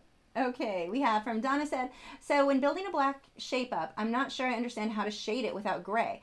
Do you paint all black and glaze colors for highlights, or maybe okay, so sometimes I do the initial with black and white so it's in gray, but then tint colors on top of it. Don't leave it with gray or it will look like an old, you age whatever the animal, or if it's a person with black hair or really dark hair and you put your highlights as white, you just age them by a lot. So if I put the white highlights, I'm then going to glaze purple or another color over it. Let me make sure this is not an important text. Okay. Another color over it in order to give it that depth. So you can do it just in black and white if you want and then tint the color. Or you can just use, wow, that didn't come out right at all. You can just use purple or blue or something like that initially. For the most part for me, I glaze everything. So that's going to be my most common way to achieve that look. But you do want to get, don't leave it black and white, basically. That will come out looking extremely flat.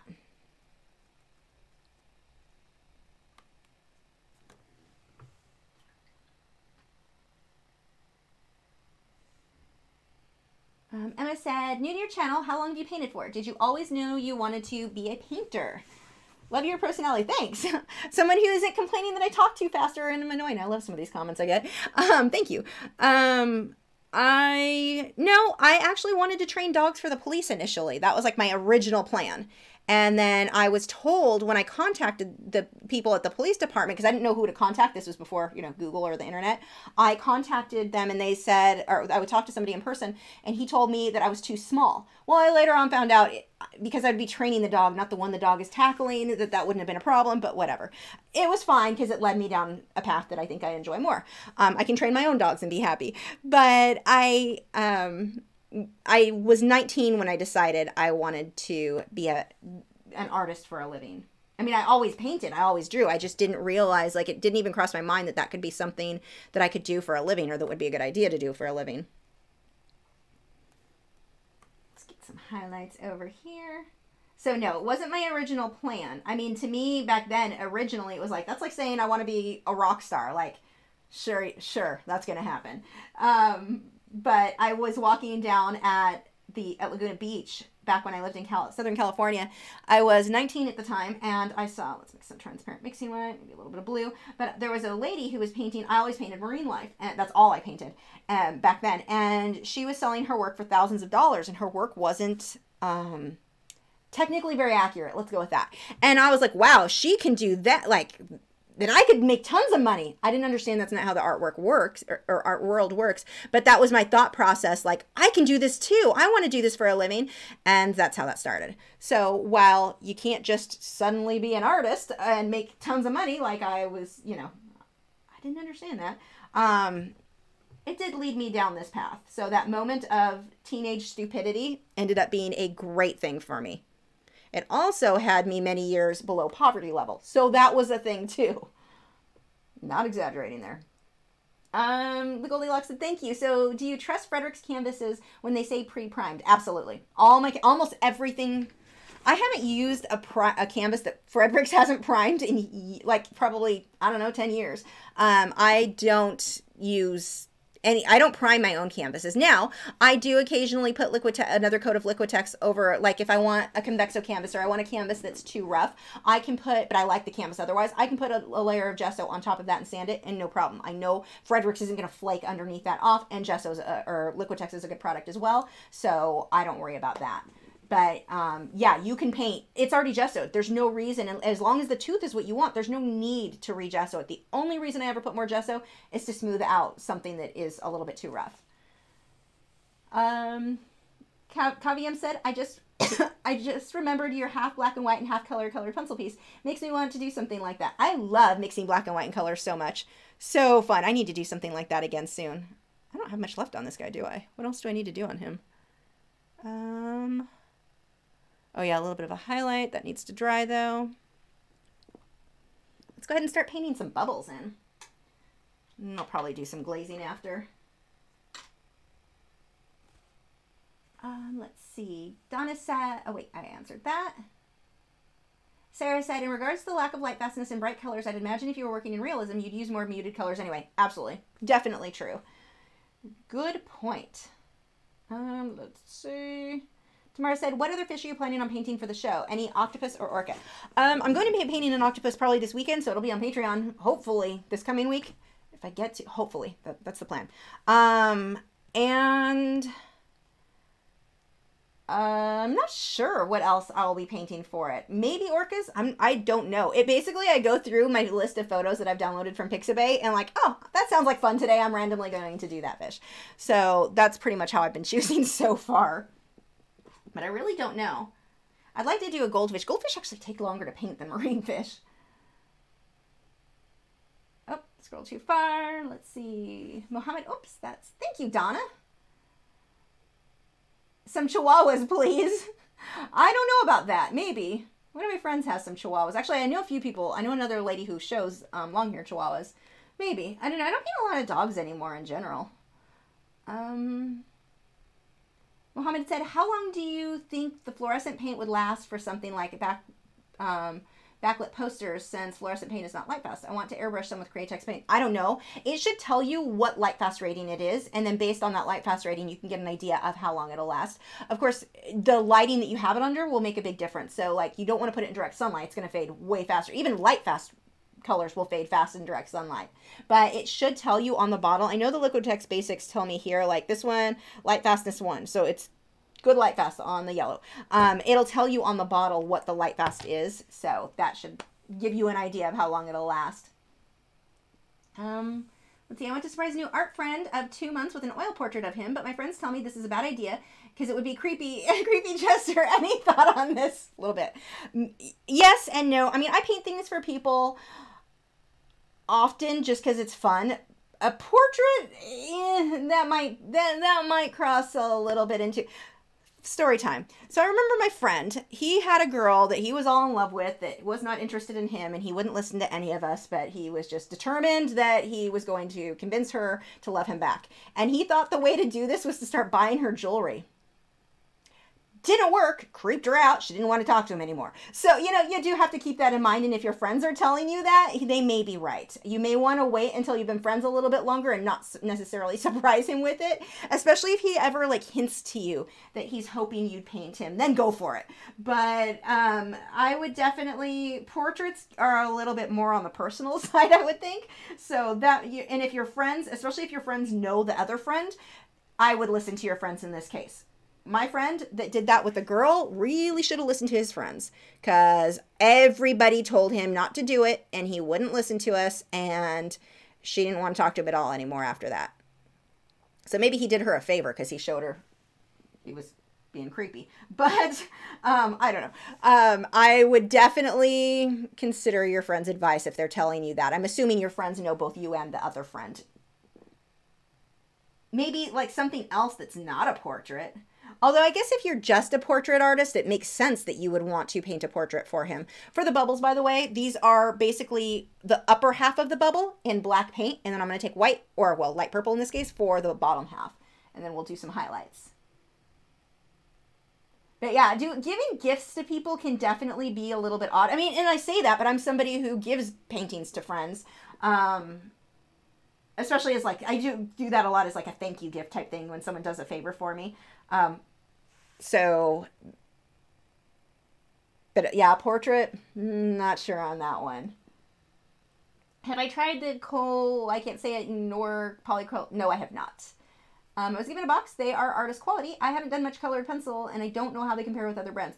Are they light fast? Because watch, now I don't know on those, so don't take my word for any of this or think I definitely know what I'm talking about when it comes to them. I have not researched them at all. But do watch, because a lot of colored pencils will tell you on the bottle, including like the Marco Refine, Renoir, all those, excellent light fastness. But they've never done light fast testing. They're not light fast. If they can't tell you the light fast ratings, they are not light fast. Don't trust it. So I would definitely recommend looking into that a bit, because they often are like, yeah, it's professional, and they'll claim that they're professional quality and they're not. Or like they just throw these words out there, kind of like food, telling you that it's diet because it's sugar-free or something, but it's still super high in carbs or whatever else, but they can still say it's a diet food, or that it'll help you lose weight. That's not how that works. But the colored pencils, I find, do the same a lot. A lot of these brands will claim that their products are professional quality and excellent light fast, and they've never tested for light fast. They've never tested for anything. It's just like a word, like a keyword that they use for everything.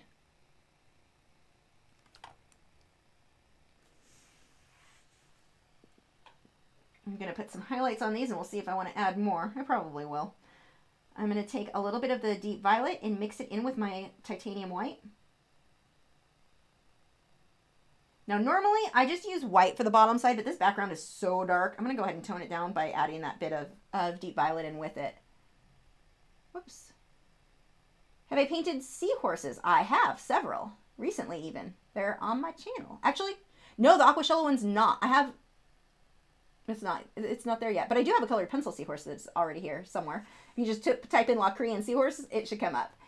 The Goldilocks has said, this will sound weird, but how about house paint like Benjamin Moore? Do you think a painting done with those could be archival? They're not intended. I mean, I will use that on a mural for the background. And I've been fine with it. I haven't had any problems, but not on a painting. Like, you're not saving money either. That's the thing. You know how much money you would have to spend to get several colors in those paints. They're not intended for fine art. Don't use them for fine art.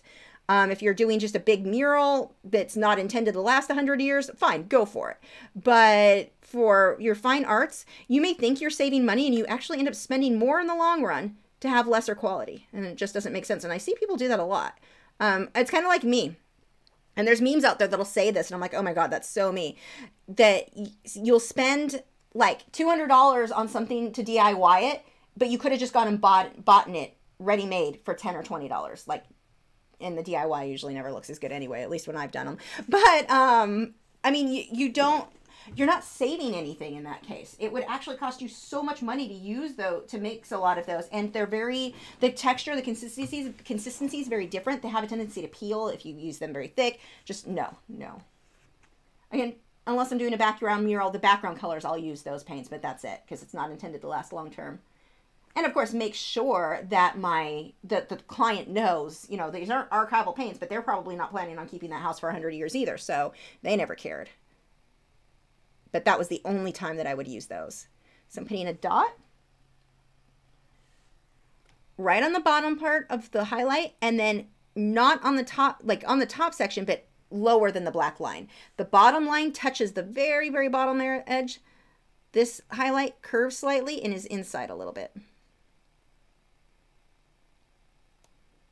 Put a couple of dots through there. Hey, Jessica.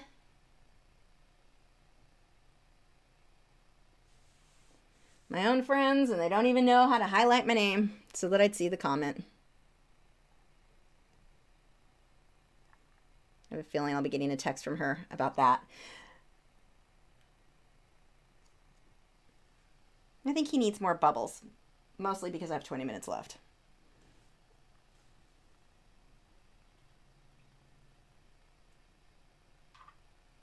Yeah, that's a good idea.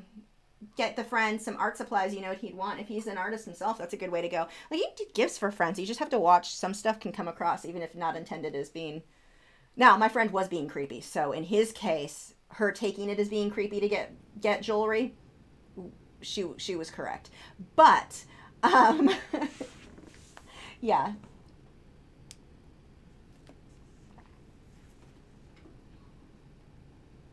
I think the biggest tell, too, in that was the fact that your friend said it would be creepy. If your friend said that and they know you both, listen to the friends. And I think as artists, too, I know for me, I have times where I'll, like, I remember years ago, one of my friends, her brother was gorgeous, like supermodel looking gorgeous. And I wanted to paint him, but it's like, how do I ask that without sounding like a creeper? Like, I'm not hitting on your little brother. I'm not attracted to him. I'm just an artist, and I recognize when someone's face is attractive, and I want to paint that. And it's not, I'm not, like, I'm married. I'm happily married. I'm not looking to hit on you, but it's always weird, I think, sometimes as an artist, and I think sometimes we get excited to do stuff for people or paint stuff for people, but it can definitely be taken weird.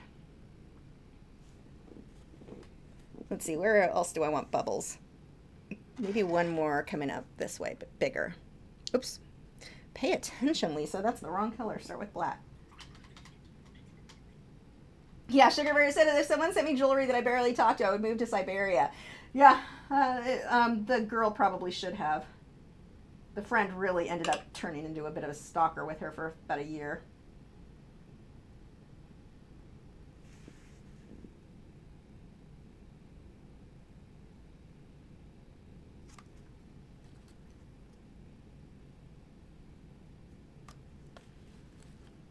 But to be fair, in his case, he also included a really creepy love letter. So maybe it wasn't just the jewelry.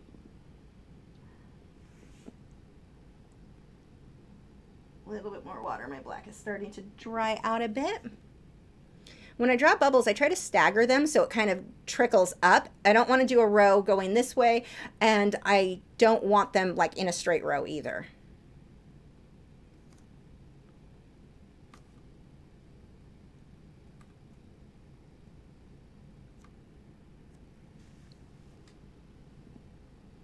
Now, I don't want to do too many because I want to make sure that this background still is a bit, it's the background, so it shouldn't be a feature, but it's also kind of one of the things that makes this a bit more unique. I'm also tempted, I wonder if I have some more gold paint. I kind of want to put a little bit of shimmery gold on him, on his yellow areas. I don't normally use shimmery paint, so I don't know. Maybe that's a terrible idea. Sarah said, I think women have it easier, though if a male artist said to another man, was attractive and wanted to paint him, he'd almost definitely... Yeah, maybe. I don't know, not necessarily. I know some artists like that are super successful and it wouldn't necessarily like they're known for just doing portraits. So that's what I mean. I mean, I can see where like if an artist is super known for just painting portraits, that people wouldn't necessarily assume that they were hitting on the other person because they were known for that, but it's this weird fine line of you don't want the person to think it's a bit too forward, or just portraits are just a weird thing.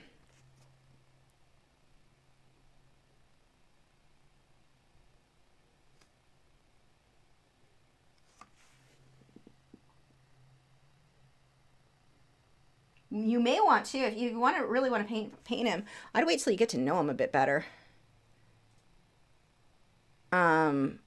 So it's not so awkward when you're like, hey, I want to paint a portrait of you. Maybe not do it as a super surprise, or just wait till you've known the person a bit more.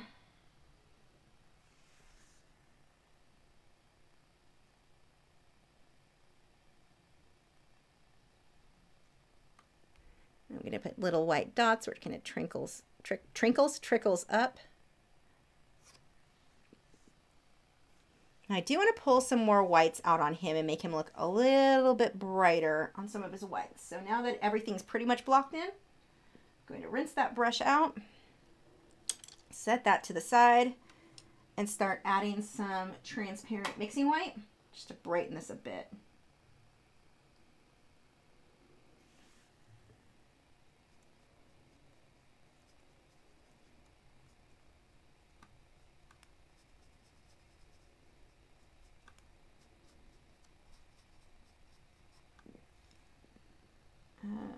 finish in the white. That would be bad. Almost grabbed the wrong one.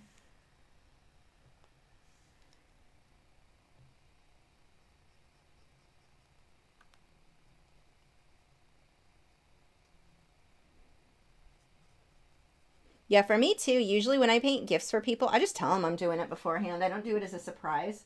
That would be kind of awkward too. Unless one person asks for a surprise for somebody else, but not like a, here, let's be awkward. Here's a present for you. I don't know. To me, that seems awkward. So whenever, and I do that, I mean, I do paint stuff for people as gifts, but I can't think of a time where I've done it without telling them, hey, I'm painting this for you for your birthday, or hey, I'm painting this as a thank you gift. Like, I did that for someone recently. They helped me with my fish, super appreciated it, and so I painted them a llama for his girlfriend. That was fun, but it wasn't like, I don't know. I didn't just randomly show up with a painting. Especially with something that takes so long. I would hate to show up with something and find out that they really didn't want it. That would be sad. Tamara said, I have a customer who has the best craggy old man and the sea type face, and I can't figure out how to ask him if I can take some pictures so I can paint all his fabulous wrinkles. Oh my gosh, I so know what you mean. I have known people, yes. And the worst part is now men aren't as bad, but like there have been women I've known of, and it's like I just think the wrinkles in the face as they've aged are beautiful. And I'm like, I want to capture that, but I know them that they're not going to be happy that I'm like highlighting or exaggerating the wrinkles just because I think they're beautiful. So yeah, that's totally know what you mean.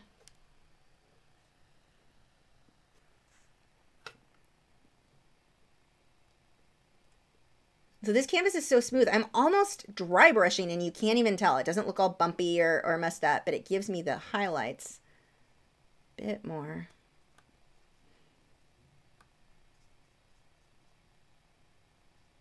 I'm just kind of letting that fade out. Oops, I'm fading out too much there. That's looking much better. And I also need to do a highlight. Let's add a bit of white with some blue. And that again is the transparent mixing white. Gail said, what publication will you be featured in? The Colored Pencil magazine. You go to coloredpencilmag.com. You can order them there. Where's I adding this? Wait. Mixed blue, adding it. Where the heck was I planning on adding this? My brain just totally shut down. And I'm mixing the blue with an intent to add it where? Blue wouldn't... I guess I could add some there. I don't think that was my intent though. Blue over yellow is not usually how I get my highlights, but this is mostly white, so that'll work. Huh. Wasn't my original plan, I don't think, but that worked. I can get a little bit of highlighting here.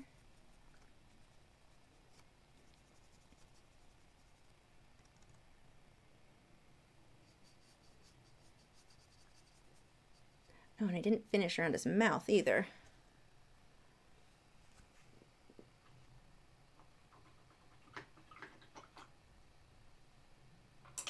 And I need my liner brush. Does the triggerfish have a name yet? Strikes me as a Rupert or Benjamin. Rupert it is. Good call.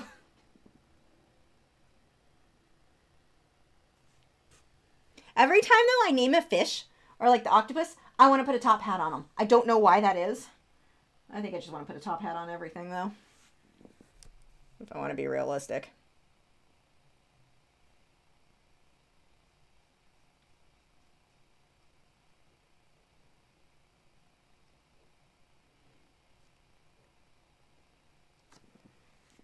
Yeah, he's about done. I don't think there's much else I want to or need to do with him. Wait, I do see some more shading I could do. Name it Trinkles. Too late. Natalie won.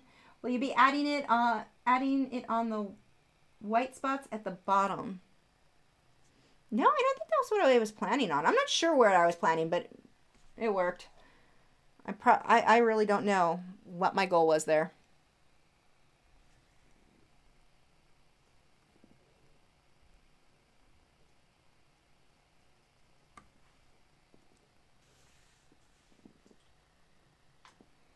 A little bit more shading on the underside of his mouth.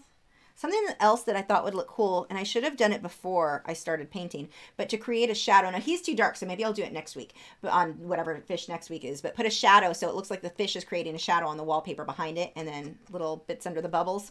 I don't think for him it'll work too well because he's so dark, but that may be something to do for the next painting of a fish.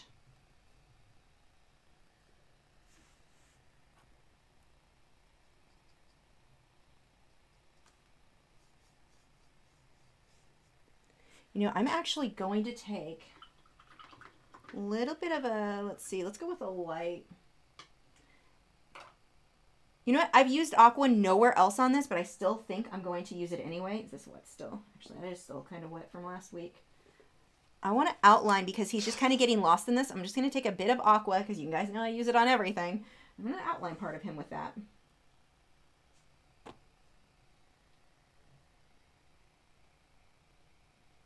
I'm using, Marilyn, it's the Liquitex Basics Transparent Mixing White now.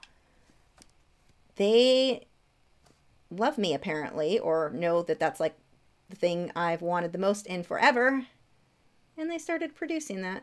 So this is going to give it a more, well, like more of an illustrative look than a realistic look, but it's going to make him stand out really nice.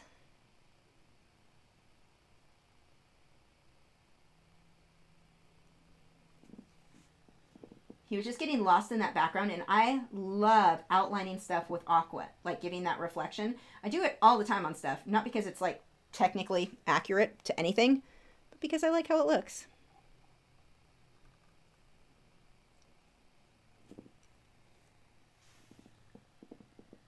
I'm not going to outline all of him. I'm just kind of creating this bit of a shadow here. I may put some of this in the white spots too.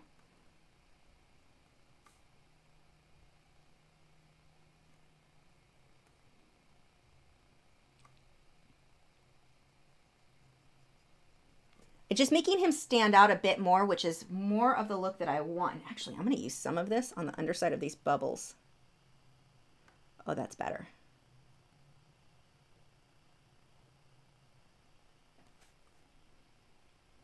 This is one of the things that I like so much with acrylics. I feel like you have so much freedom to change your mind and adjust stuff. It's also the same like when you work on with powder blender with colored pencil. I feel like I can change stuff a lot on the sanded paper. That's the other one that I really like to, for surreal stuff. Because I will, or even in this where I'm not like trying to go super realistic, I know I'm going to change stuff, and it's hard to do with certain mediums. But with this, it's super easy. Yeah, a bit of pop art. Yeah, that's pretty much what I'm getting, is just that little bit. And again, these areas I'm adding it, not super accurate, but I do think that it'll make him look better.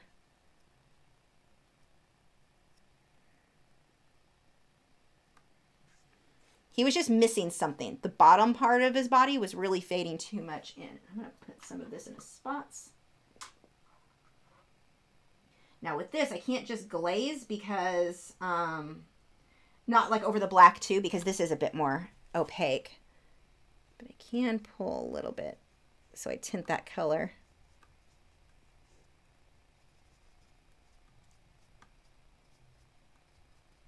Oh, I like that so much better. That really gave it that extra something I was missing.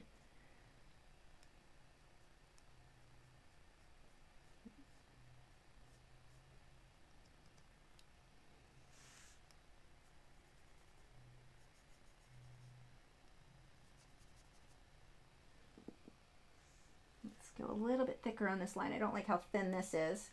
What is the heavy body one? Do you know the difference? It's just thicker. I mean, it works fine. It's just thicker and it dries faster, which is annoying.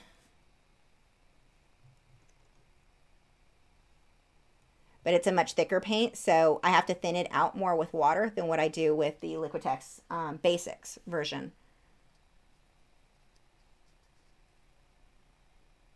Give him a little bit of a shiny line here with this. Ooh, that is way better.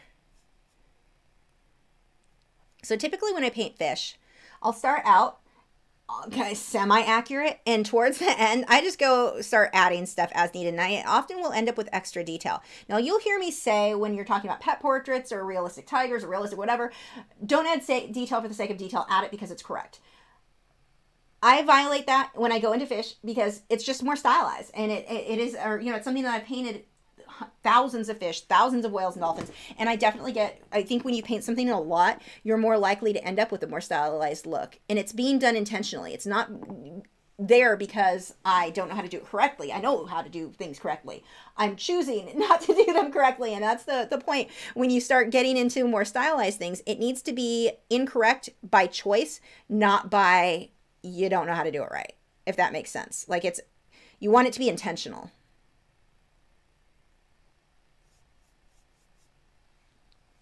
That is it for him. And then I need to sign it. And then, Donna, the reference photo came from Pixabay. Let's see. Gail said, the different art supply companies you support so much should create teal and call it Lachri teal. That would be awesome. Okay, so to sign it. Now, for me, I typically just sign it with a paintbrush straight through, but just a quick tip that will make it easier for you to sign your artwork.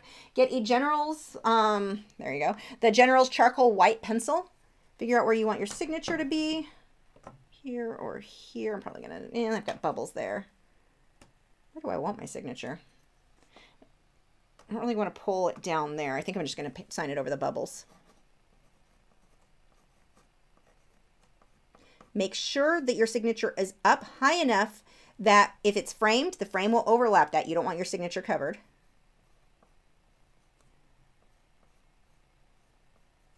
And now I can, with a pencil, you can write it normal, like you would with a normal pencil. Now I can take my liner brush and just trace over that. I am definitely doing that with Aqua. I have too much water in that. Hold on. Let me get some of that off of there. And I do this in sections. So like I do one little brush stroke and then make it connect. Another one. And then lift it and make it connect. You're not going to use your liner brush like you would a pencil where it's all in one motion. Because if you do, well, paint brushes just won't work that way. So you have to make a little line, lift it, make another little line. But it's in sections. And if you've drawn it out first with your charcoal pencil, it makes it way easier to make it really look like your signature and not like you signed it with your toes.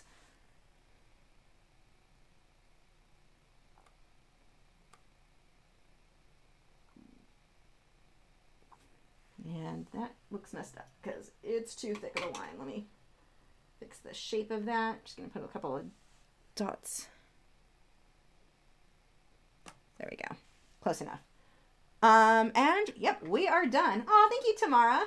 Tamara said, fabulous stream. You've been an inspiration for me for years, which is priceless. Thank you. Thank you so much. You are too sweet. Donna said, this is the favorite fish I've painted. I'm glad you liked it. Yeah, he came out. I'm pretty happy with how he came out, and I think he looks a little bit better in person because the color's a little bit more saturated with the purples and blues here. So I'll post that over on Instagram once I get to it. Thank you guys so much for joining. Thanks to the moderators, Joseph and Nick Edgar. They both got channels here on YouTube. Make sure to check them out, both art channels. And I know Joseph has been posting more. I don't know if Nick has or not, but definitely check out their channels. Say thank you. They help me so much. Could not do this without them. And I will see you guys next week. Now for the awkward pause where I try to find the turn the live stream off button. Bye.